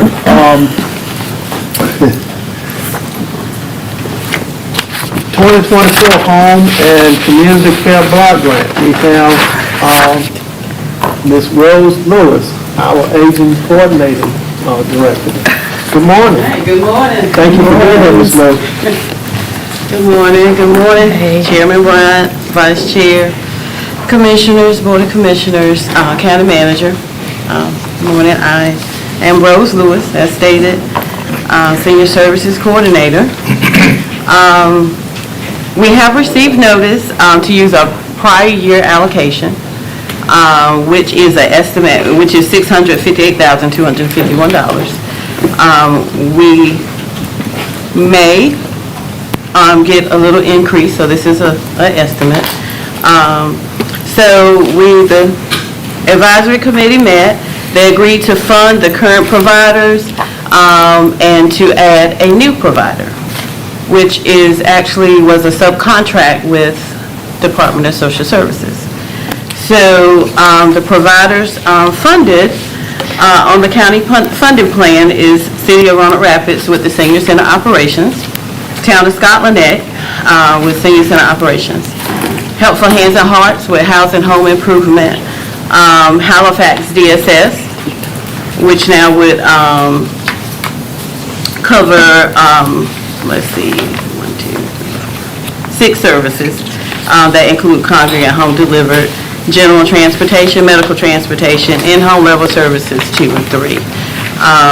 Roanoke Valley Adult Daycare is the new provider that covers adult daycare and adult day health. A breakdown out of the $658,251. For Roanoke Valley Adult Daycare, they have a total of, this is the Fed state, this is the cost without the 10% match, $54,106 between the two services. City of Roanoke Rapids, $20,000 with Senior Center Operations. Town of Scotland Neck, $20,000. Helpful Hands and Hearts, $19,000. And Halifax County Department of Social Services, $545,145. This year, the change would be also, the lead agency in the past has been Human Resources Management, so the change would be Halifax County Department of Social Services as lead agency. So, and the county cost is $10,429, and that's the cash match. There's an in-kind match, which is $50,142.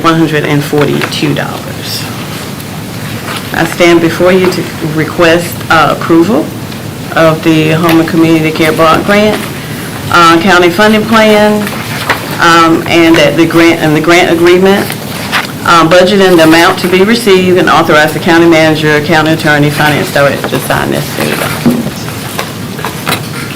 Any questions or comments, Ms. Lewis?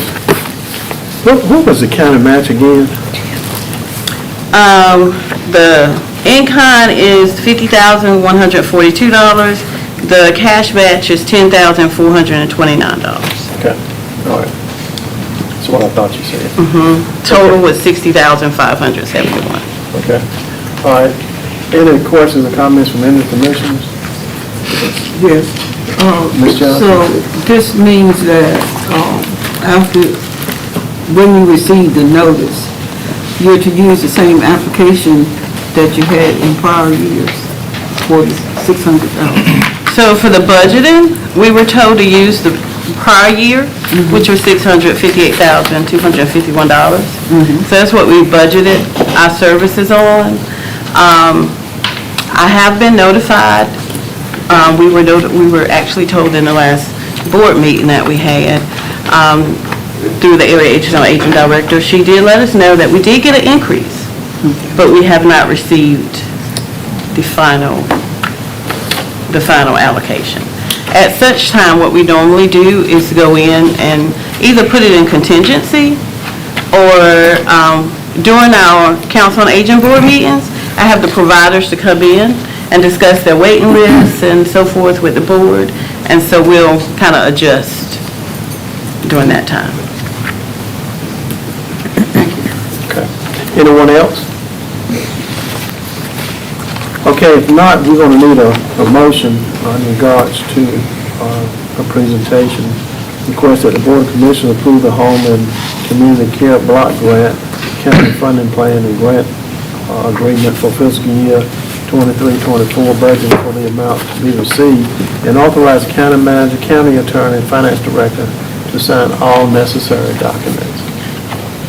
Mr. Chairman, if I'm in order, I'd like to make a motion. Yes, sir. Motion made by Commissioner Smith. Is there a second? Second. Second by Vice Chair Brewer. Any further discussion? All those in favor say aye. Aye. All opposed? Thank you, Ms. Lewis. Appreciate you and all that you do, okay? Thank you, and while I'm standing here, I do want to say thank you, and thank you for the 8%.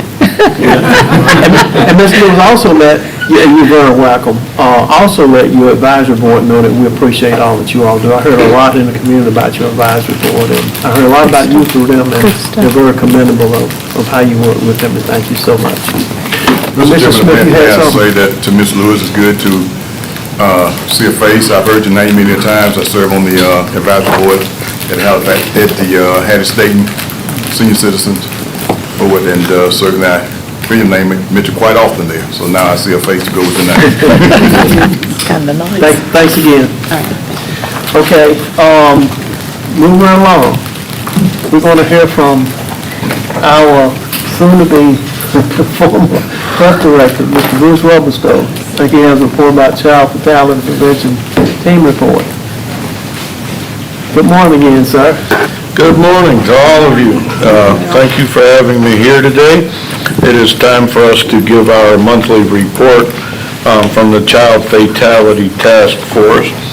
Since 1993, this task force has been in effect and is appointed, the members are appointed by the county commissioners, and we also report all of our local findings to the state level, the governor's task force for child fatality, and that's where legislation and things can take place from the recommendations that are put together by all 100 counties. Each county does have a child fatality task force.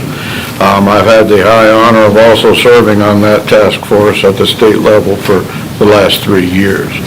And it's a great program. There's so many preventable deaths throughout this great state with children, and being a part of trying to rectify that has been quite the honor.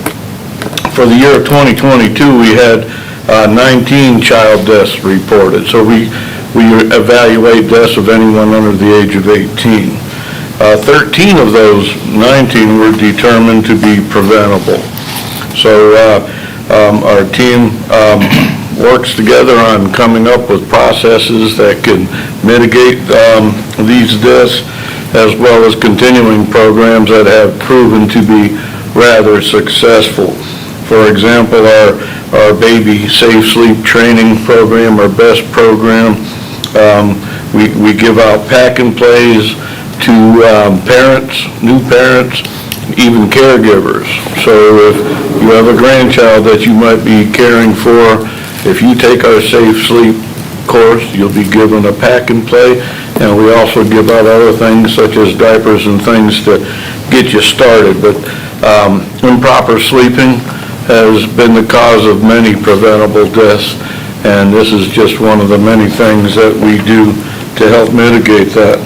We also have a child safety seat course that parents can take, where we teach them how to properly install and use child safety seats, and then we provide them with the safety seat at no cost to them.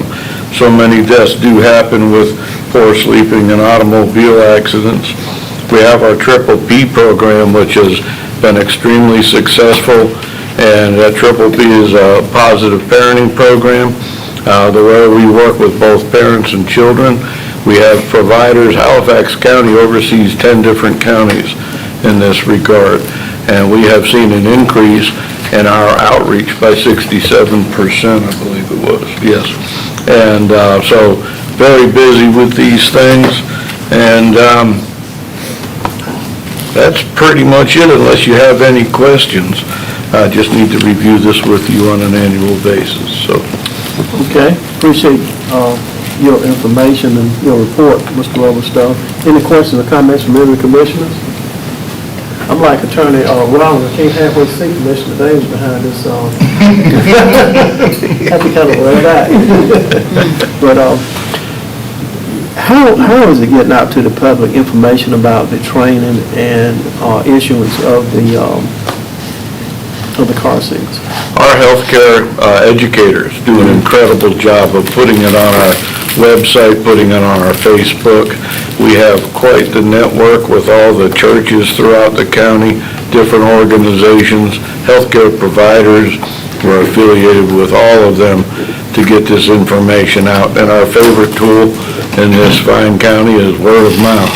And so it definitely gets out there.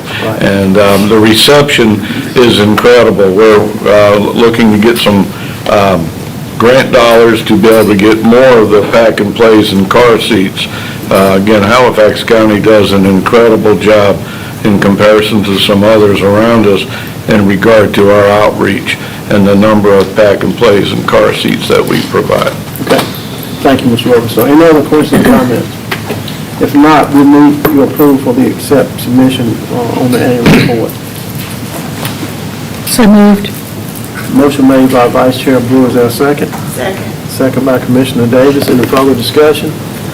All those in favor say aye. Aye. All opposed, like sign. Appreciate it, Mr. Robertson. Thank you. All right. Next item is board appointments, I believe.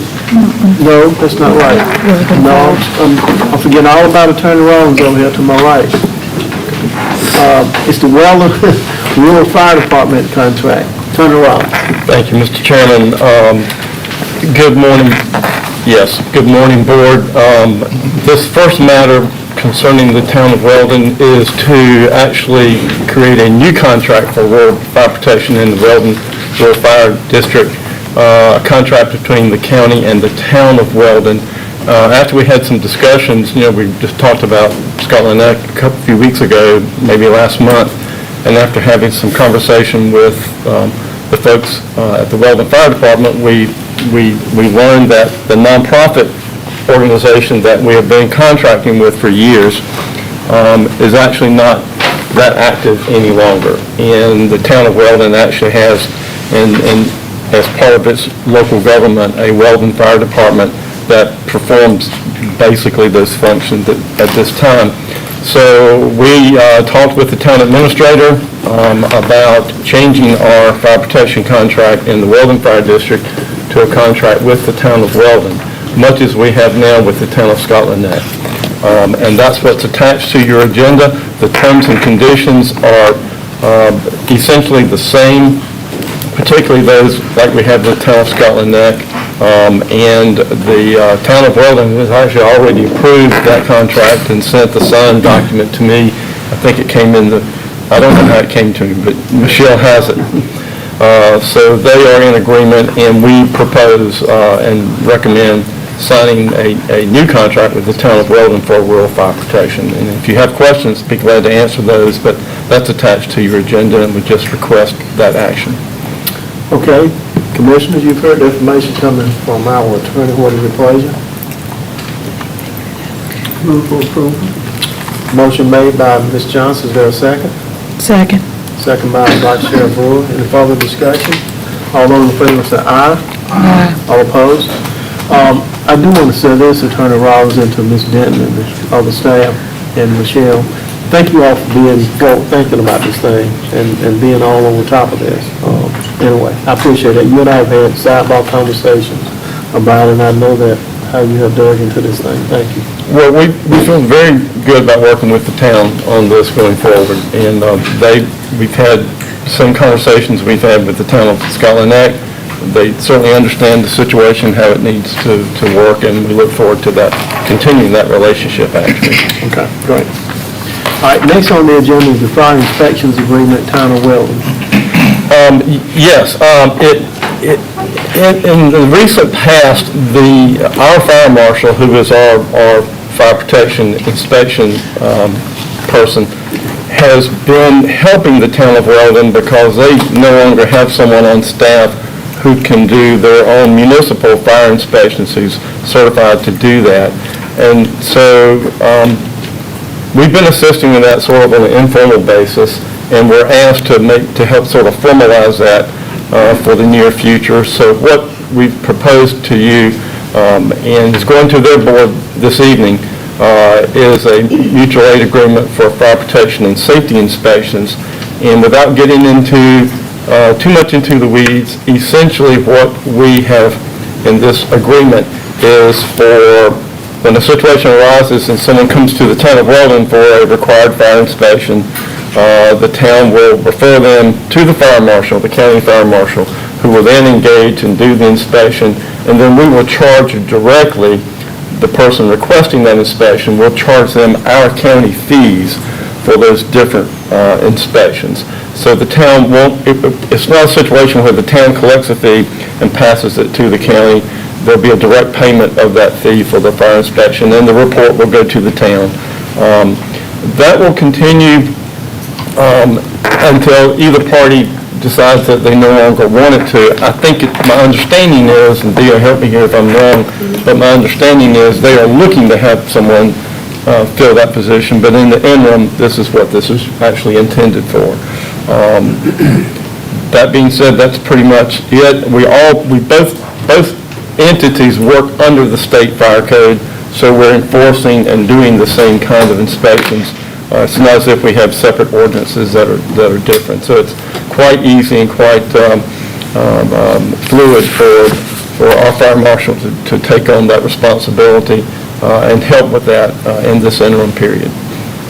Any questions or comments of Attorney Rollins? If not, I need a motion for consideration of authorizing the execution of the attached mutual aid agreement for fire protection and safety inspections. I move approval. Motion As made presented. Motion made by Vice Chair. Is there a second? Second it. Second by Commissioner Smith. Any further discussion?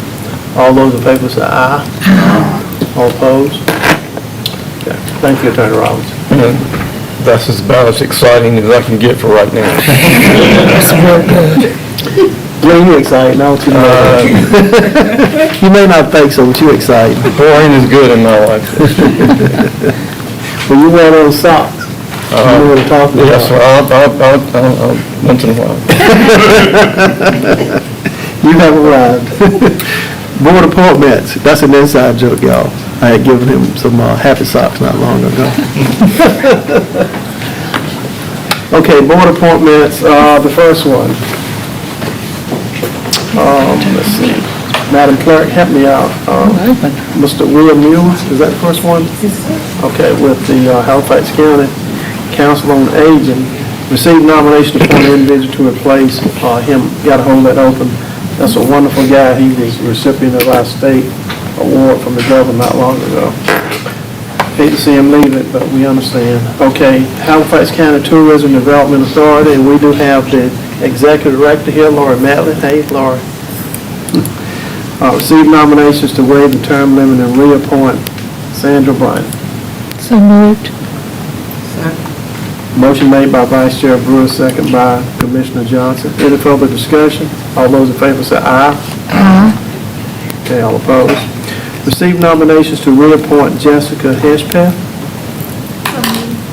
Motion made by Commissioner Davis. Is there a second? Second. Second by Commissioner Smith. I'm getting some action on this left side. All those in favor say aye. Aye. All opposed? See, you know, Attorney Webb, Reverend Webb, Commissioner Webb, is sitting over there between those two for a reason. They are two friends on this right side. Received nominations to appoint Larry Perkins to replace Jay Carlisle. So moved. Second. Motion made by Vice Chair Brewer, second by Commissioner Johnson. Any further discussion? All those in favor say aye. Aye. All opposed? Mr. Perkins will do a great job on that authority. He's a good guy. Okay. Next one is the Health Board. Is that right? Yes. Okay. Received nominations to appoint replacement for Dr.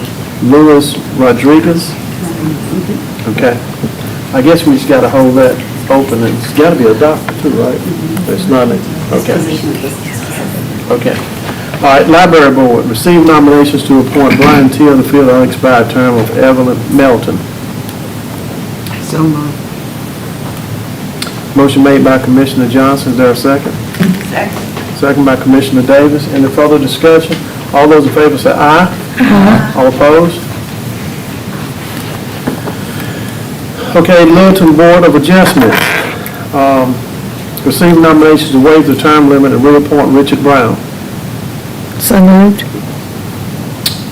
Okay, motion made by Vice Chair Brewer. Is there a second? Second. Second by Commissioner Webb. Any further discussion? All those in favor say aye. Aye. All opposed? Okay, Mr. Brown, he's doing a great job on that board. Received nominations to appoint an individual to fill the vacant position of Marie Robinson. We got to hold that open, I think.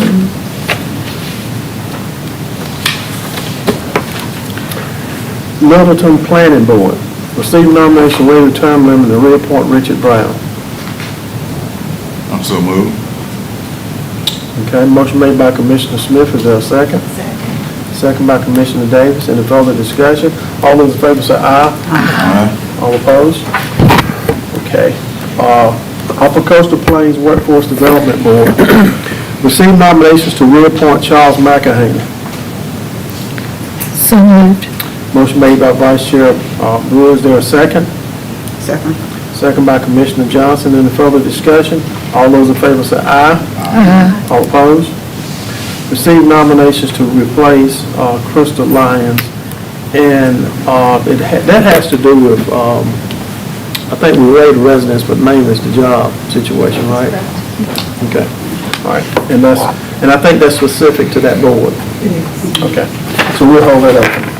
I think that's it, Madam Clerk. Well, thank you. With your help, as always. Okay, next item, Economic Development Report. Ms. Scott, our Director. Good morning again. Good afternoon. Well, it's still morning. Yeah, a few minutes. We're trucking along. Let me make sure I can get this.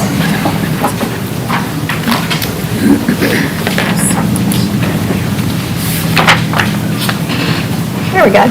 So if you don't mind, I also have change order on the agenda, so I'd like to go ahead, if we could, and get that approved. Okay, you want to do change order first? Yes, Go ahead. yes, sir, before we do the report. All right.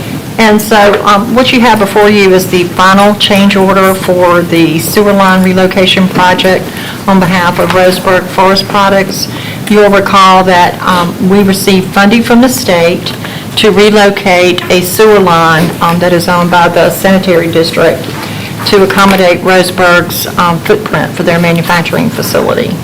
So that work is now complete, and it was funded 100% grant from the Department of Commerce. And y'all may recall, when we bid this project back in November of last year, our lowest bid came in $154,000 over budget, but we were able to leverage some of our relationships with Commerce and secure that additional grant funds for this project. So the work is complete, and the contract price for the project was $496,136, and we're reducing that contract price to $464,187, which is a decrease of $31,949. So need your approval. This is the final change order, and we'll be able to complete the project now and put a check mark beside this on our list of items that we were to accomplish on behalf of the Roseburg project. We love decreases. Yes, we do.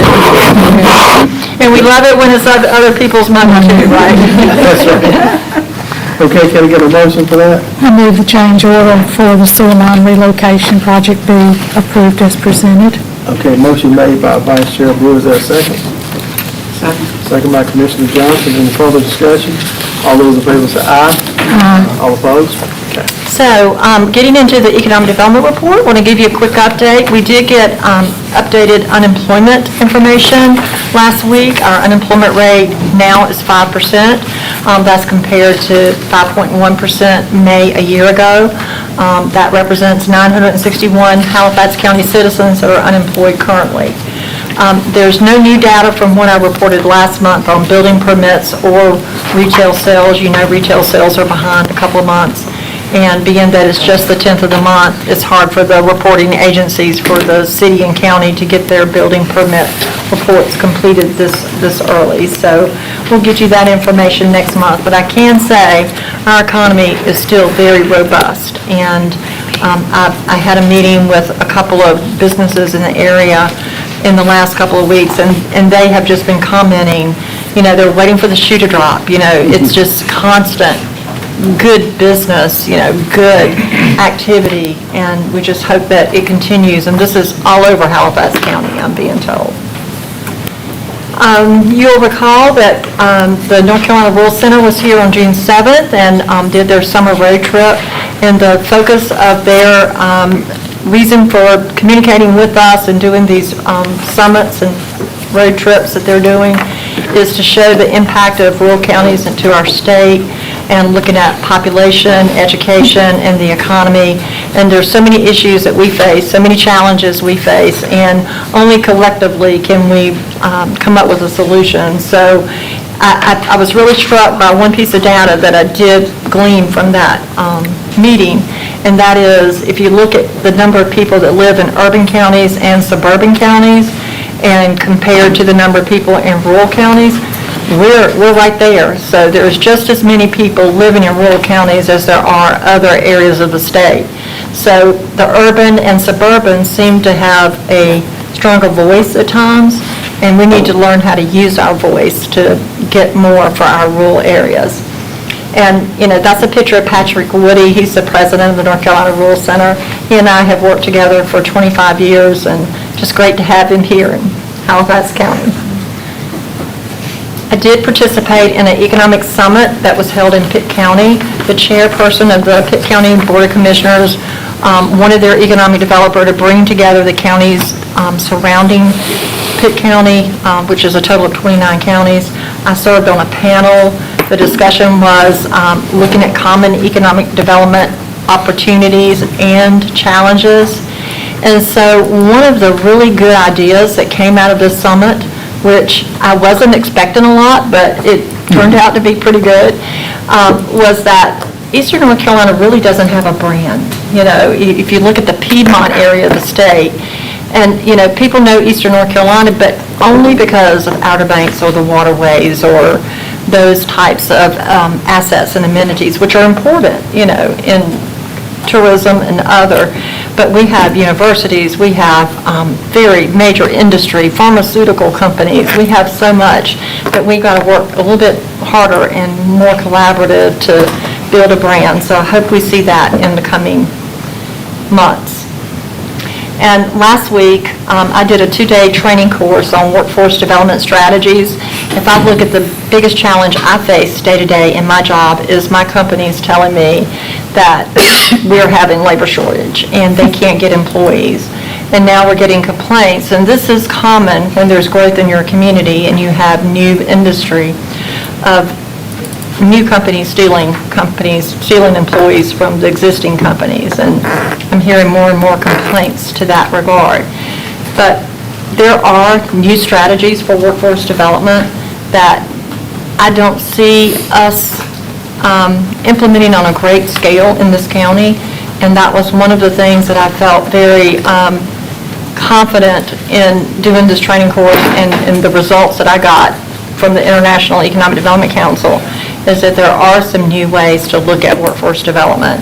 And I know you had Judge Branch here and Judge Robinson, and they are very instrumental in the reentry program, and that is a really important piece of the puzzle across our country in readying our workforce and being able to find other employees that have been overlooked in the past. So certainly something I support, and I do sit on the reentry meetings and the council that's being developed here in Halifax County.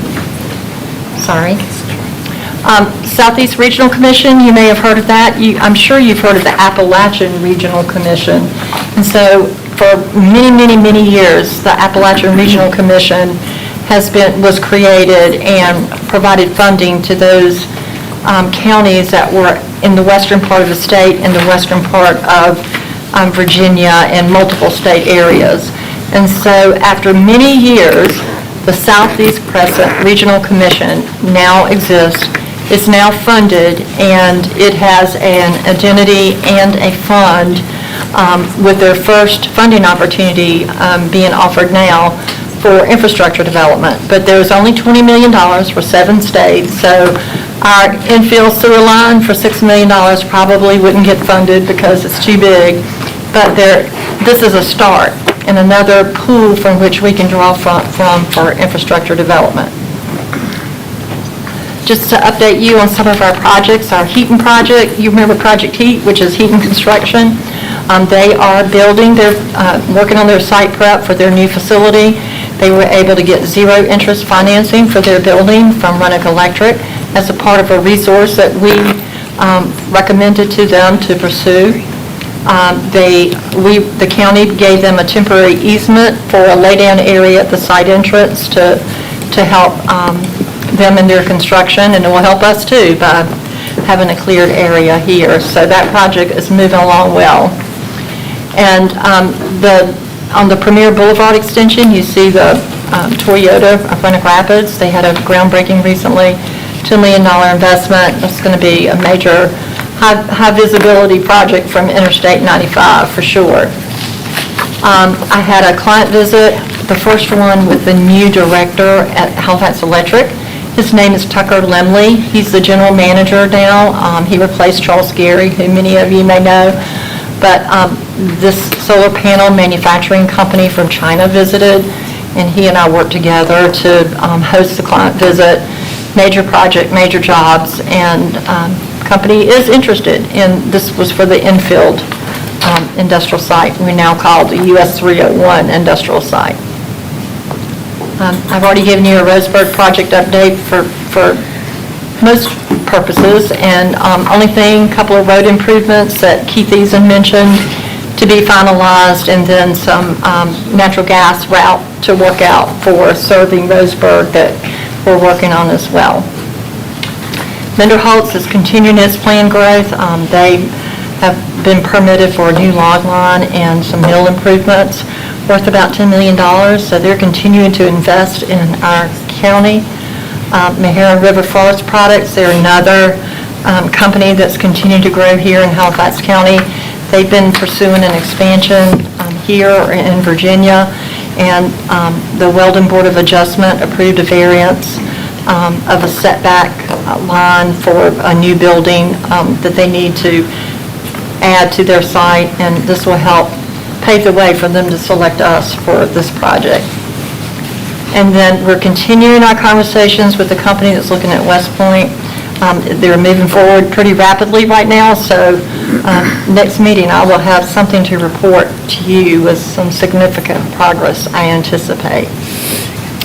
And then we were talking about road construction and roads and improvements, and there's a project, everybody's heard of Airballs in Renwick Rapids. It's a company that's continued to grow here, I said Renwick Rapids, Scotland Ave. Continue to grow here, and the county's been a great partner in their growth. And because of that growth, they're having issues with truck and vehicle traffic going through residential areas and creating, some conflicts, for the citizens that live there, as well as for the trucks. They don't really like going through a residential area for safety and other issues. So we've been working with the town and DOT to come up with an alternate access road, and there is one you'll see in green, and hopefully if you've looked at this in your packets, you can see it a little bit closer. But we're going to be working with the town, and there's some federal funding that was announced last week. It's called Reconnecting Communities. It's a couple of the programs and highlights fit this kind of initiative very succinctly. So we're going to be working with our federal representatives, our state DOT. The town of Scotland Neck adopted a resolution at their last meeting of support. Hopefully, the county will certainly get a copy of that resolution. And I want to make you aware about it as you hear about it in the community, that we are working on this, and this is a priority. And then lots of other construction going on, just updates of what has been reported previously to you. And we're still working with the town of Halifax for the purchase of the bank building, and the private nonprofit group Halifax Horizons has authorized some funding to help that, and just all of our other projects are moving full speed ahead. And if you look at the inquiries that we had in June, you can see what a busy month it was. And those with the B are companies that were looking specifically for buildings that we don't have, buildings that fit these needs, and a lot of work with our existing industry in June as well. So that's it for a quick update, and if there are any questions, I'll be glad to answer. Any questions or comments from Ms. Scott? I just want to know, we have $31,000, do we get to keep it, or does it go back? And which of 31,000? The decrease. Oh, no, we'll have to send it back. I have even been thinking about how could we use it somewhere else, but so specific to sewer that we would have a trouble. I was so surprised no one asked that before the vote, but... But thank you all so much. Great question, Ms. Johnson. Ms. Scott, do you have anything in closed session? No, sir, I do not today. All right, okay, thank you. All right, we're here from the hardest working county manager I know, Ms. Denton. Thank you, Mr. Chairman and Commissioners. I'll say good afternoon because my computer says it's 12:03. I have 3 items that are listed on your agenda that I'll go over, and then one additional that was mentioned in your weekly update that came out in the last few days. The first one is regarding the Joseph Mofford Amphitheater lease. As you know, the county has had a lease with the state of North Carolina since 2015 with the intention of upgrading it for use and with some fundraising opportunities to make it usable. We did get a $150,000 grant from the state of North Carolina to do some planning and some initial architectural designs. That project was completed, but since then we've not been able to secure any additional funds. As you know, we sent in congressional project funding requests the last 2 years, and the project has not been funded to our knowledge at this point, and we don't anticipate it being funded. To that end, knowing that the semi-quincentennial officially in 2026, but kicking off next year in 2024, if we are not able to secure additional funds, and if there's no appetite to really focus on that with other local funds, we would recommend terminating that lease with the state. The lease is attached in your agenda materials. It requires a 60-day notice to the lessor, which is the state of North Carolina. In addition to that, if you choose to move forward with that, we would also recommend disbanding the Amphitheater Advisory Committee. And there's a few dollars left, well, more than a few, in unspent grant funds in the amount of $7,670.74 from that $150,000 grant to remit that back to the state, and an additional $3,700 to private donors who had made donations for this project. I'll be happy to try to answer any questions the commissioners may have. Okay, any questions or comments of the county manager? Okay, if not, of course, she said a lot down, but in reference to the Joseph Moffett Amphitheater lease, one is if the board decide to terminate the lease, certainly we need a motion along those lines, and also we need to abolish the advisory board, as well as remit the funds back to the state and also private donors. And I guess we can do it all in one motion. Yes, sir, that would be fine. Okay. All right. That being said, any questions or comments from any of the commissioners? What is your pleasure? I move that the Joseph Montford Amphitheater lease be ended, given notice, 60 days, and that the dollars that the manager mentioned be refunded as appropriately. Okay, and that the committee be abolished as well. And the committee be abolished. Yes, sir, it's too much to remember. Right. On Monday. Motion made by Vice Chair Brewers. Is there a second? Second. Second by Commissioner Davis. Any further discussion? All those in favor say aye. Aye. All opposed? Okay. Thank you. The next item is more of a housekeeping type item. As you know, most of you are planning to attend the North Carolina Association of County Commissioners Annual Conference next month. For those that have been on the board for a while, you know that there's a business meeting on Saturday of each conference, and the NCACC requests that there be a delegate designated to vote on behalf of Halifax County. You also have the option to delegate an alternate delegate for that conference, and that's actually not due until August. The email came through late last week. But if you are ready to make that decision, you can do that, and I can submit that to NCACC. Are you going to be there, Mr. Chairman? Yes. I nominate you to be the delegate.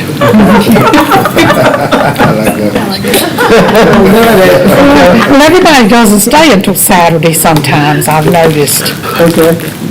I'll do it. If y'all vote me to do it. Okay, there was a motion made by Commissioner Brewer that Commissioner Bryant be second that nomination. All right, the motion and second, and further discussion. All those in favor say aye. Aye. All opposed? Now, you know what? I'm going to return this way. I think I voted last year. Are you going to be there? I'll be there because of my state committee. Yeah, she's on the state board, so she'll be there. Yeah, I'll be So, based on that, I know Thank you. don't make a whole lot of motion, but I'm going to make this one. Is that Vice Chair Brewer serve as the alternate for that meeting delegate. Can I get a second? Second. Motion, second made by, motion made by Commissioner Bryant, second by Commissioner Webb. Any further discussion? All those in favor say aye. Aye. All opposed? It's going to be a non-event because he's going to be there. Yeah, you're right. I'm going to be there. I'll be there the whole time. Serious on this side. I did this last year. Okay, you have something else? I do, thank you. The third one is a retirement resolution for someone who was not going to appear at the meeting today. It's for Charles Joyner, retiring from Emergency Services Department, specifically EMS. I just request your approval on that resolution. Okay, can I get a motion on that? All right, motion by Commissioner Davis. For a second? Second. Second by Commissioner Smith. You know, I wish I could talk like Commissioner Smith. I have one request. Second. You know, that's nice. All right, all those in favor say aye. All opposed? Okay, you have anything else? I have one more. It should have been in your weekly update, and it came through some discussions in the last week or so from Congressman Davis's office. He intends to introduce a bill for the Halifax Indian Tribe to be federally recognized. And his staff has requested a letter of support to be signed by Chairman Bryant to submit to go along with the other documents to go in with his request to Congress. This is just a basic letter. You should all have it at your seats. Staff has not had a lot of time. This is not something we're familiar with. We've not had time to really research any impact it would have on Halifax County. So just full disclosure, we would need to follow the bill and to see what impacts it may have, to include service impacts with county services provided, if that would cease if there was a reservation. Also, if that property would become, that value would go towards a reservation and off the county's tax books, which would impact your property tax revenue. So just wanted to put that out there so that we're eyes wide open. We do not know any of those other details. Attorney Rollins and I have talked about that back and forth the last couple days. But this is just a letter of support to go along with Congressman Davis. Okay, with that being said, any other questions or comments? Well, I have a question or comment. I guess I have some inside info from a different perspective, but I guess I would question the use of establishing a reservation. I don't know if that's the proper term, and I guess I would say maybe more of a dialogue needs to happen between the tribal leadership to see, so I don't think that's in the bill. Okay. That was introduced. Okay. Some clarification on that point. Okay. So, and I'm sorry, I don't know how to. There is in the bill that I've given a copy of, the last section, section 6, on in the congressional bill, that does say, notwithstanding any of the provision of law, the Secretary is authorized to take land into trust for the benefit of the tribe and proclaim a reservation for the tribe. And that would be pursuant to Title 25, Chapter 45 in the U.S. Code. So that's why we presume that the possibility of setting up a federal, the way reservations are done, as you probably well know, is that there's a federal trust, a land trust, that's set aside for a reservation.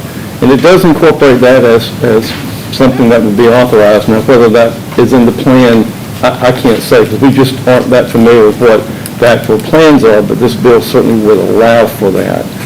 And you're right, it's not exactly establishment of reservation, it's having the Secretary of the Interior take action to take land into trust for that purpose. So are you asking, Dia, that we give you permission to authorize the chairman to sign a letter and then give you additional time to? What we've been instructed, or the information we were given by Congressman Davis's staff, was that they needed something very quickly. Okay. So this is what we have for you all. If you choose to approve it today, we could send that.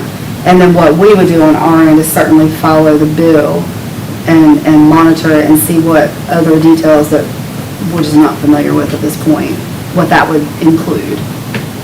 This is just a sort of a generalized letter of support. So that's what you're asking for right now? Yes, ma'am. And the chief has, just so you know, the chief has called me 2 or 3 times about it too. Do we know if The tribe has been working on this for a long time. And one of the historians who gathered a lot of information was the late Bell Fry. Yes. Exactly right. And so this is something they've been seeking for a long time. Attorney Rollins, you good at saying? I was just going to ask, I don't see a bill number in what was sent to us. Do we know if if we have actual bill number to refer to. What we have is a draft, and it's actually a draft with edits in it. We'd have to go back and look at And the it might be better if we more generally just state in our letter that we support HR number, whatever it is, as presented. Rather than assume something about reservation or not, we just don't know. So if we just sort of generally state that we support the bill as presented, maybe we go from there. I think that's a good idea. If you're all inclined to authorize the letter to begin And with. I feel that might be a better, a more general statement than more of the specific. Because it is quite complicated. Yes, it is. And there are many things that none of us know, either one way or another. Well, of course, the chief has said to me the entire time that, and also Congressman Davis's office, this is just simply a letter of support. Right. And just so you know, this board did back in I think back in 2006, adopt a resolution in support of federal recognition. So it's not something that would be new to you, it's just we just don't know the details. And there are many things that could happen when the trial becomes federally recognized that we'll just have to, contend with at that time. Yeah. Okay. All right. Thank you, Commissioner Davis, for pointing that out. With that being said, can I get a motion that we offer this as a letter of support to Congressman Davis's office? So moved. Okay, motion made by Commissioner Johnson. Is there a second? Second. Second by Vice Chair Brewer. Any further discussion? All those in favor say aye. Aye. All opposed? Okay. Mr. Chair? Yes, ma'am. I'd like to just make a comment. As we talk about the amphitheater and the discontinuation of it, I want everyone to know that there is an amphitheater in Littleton. Yes, that ma'am. the City Foundation has put in place. And it's a very nice amphitheater. And they have a booklet out of all the events that are taking place this summer. And they've got some outstanding things going on. Every Saturday night. You're exactly It's right, fabulous. Commissioner Johnson. Thank you for pointing that out. You're 100% correct. I have a question. Yes, ma'am. To follow up with Ms. Johnson, so with the $7,000 that was left over from the grant for that, is it specific to the revitalization of that one, or? Absolutely. Okay. We have to remit those funds. Okay. It's worth a shot. It's worth a shot. Okay, all right. Anything else? No, sir, I'm finished. Okay, all right. County Attorney's report. Briefly, in the open session, I'll just reiterate what you may already remember me telling you about a week ago. We did file our brief in the City of Grand Rapids versus Halifax County matter before the Court of Appeals. That was filed on June 29th. I sent you all a copy. I'm sure you read it with glee. Thought you did a good job. Well, thank you. You did. I liked all those statutes you listed.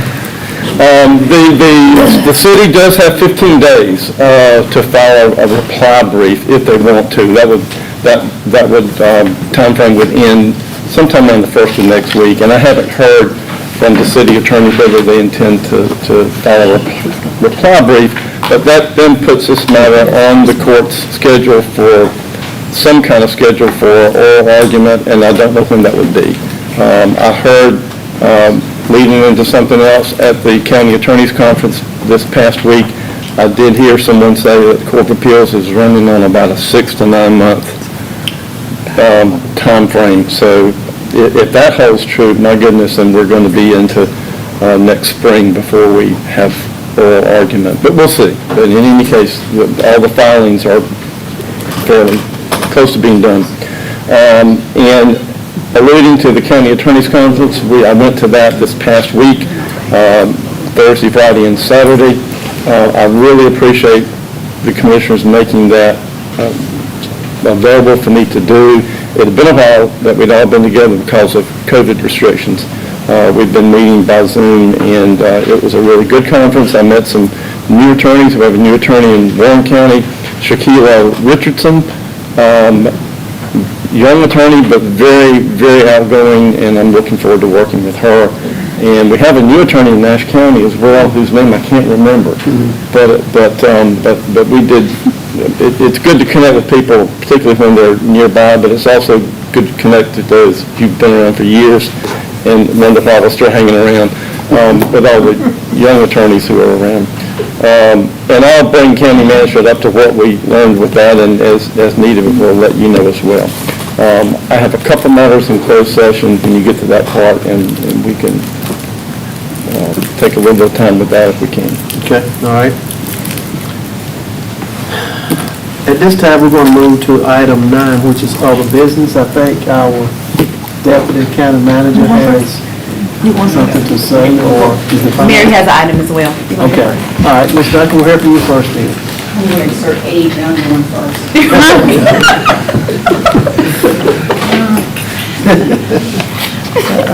All right, good morning, Happy New Year, my accounting joke here. As you can see before you have your budget documents for the current year.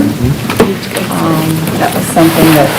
It's the new fiscal year. The new fiscal year,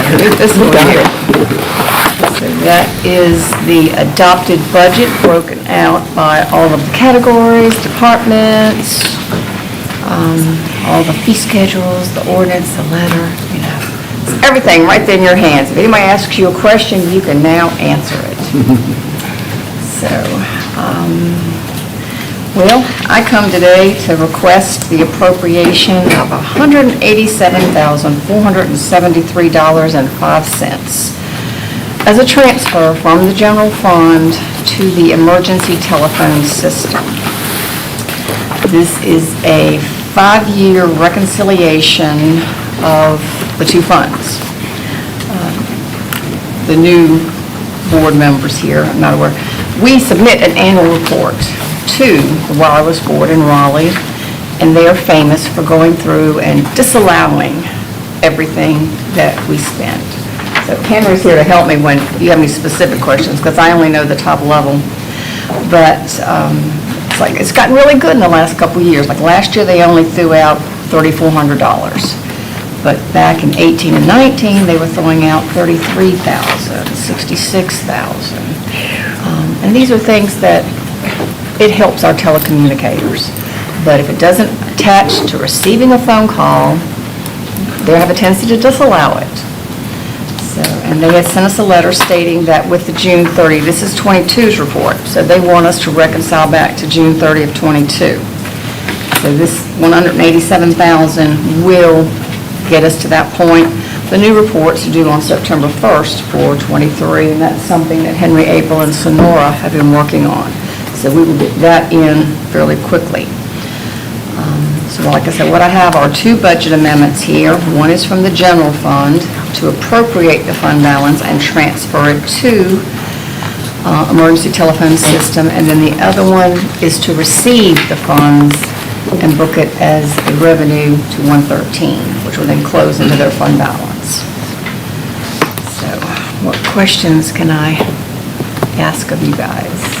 Okay, you've heard from Ms. Duncan, our finance director. Any questions or comments? I just would like to know, do we have any appeal rights? I'm just asking. I don't mean that facetiously, but, in federal government, you can appeal a stamp cost. You can appeal anything. Yeah, you can appeal all day long. Okay. But- You've already answered my question. Yeah, usually Basically, you don't. their final answer. I got you. I just was curious about, and I Because knew. each year, like she said, they throw out different things. Servers that they used to cover, No I longer. just found out during last year's budget, during the current year, that 3 of those servers are not covered. So that money's going to be thrown out of this coming year. up, and, so it's give and take, and, some of that, I will say, is with the backup center. They wanted us to mirror the primary to the backup. In the primary, we have 6 seats. Okay. So we put 6 seats at the backup. Well, they only cover 5. So, it's different things like that that made the cost what it is. Sorry. What is that time period again? It's going from 2018 to 2022. So really, it's 3 Okay, years. so there could be another cost for 2023. 23. Okay. But like Mary was saying, last year when I did the, when I did the last PSAT report, it was only 3,400 that was kicked out. So we are getting better since I've been working with finance and with the state more. You know, you learn to send in those estimates and go exactly by what they say and what is covered and what isn't covered, and we've lowered that amount a lot the last couple of years.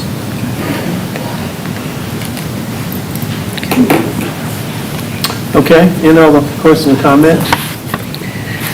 Mr. Hedgepeth is our one director. Okay? Fabulous job. Oh, yeah. Oh, yeah, I know. Exactly right. Okay, if not, we need a motion to transfer as well as to receive what Ms. Duncan has presented. So moved. Motion made by Commissioner Johnson, is there a second? Second. Second by Vice Chair Brewer, and further discussion. All those in favor say aye. Aye. All opposed? Okay, thank y'all. All right, thank you, Don. Sorry, Henry. We'll hear from you now.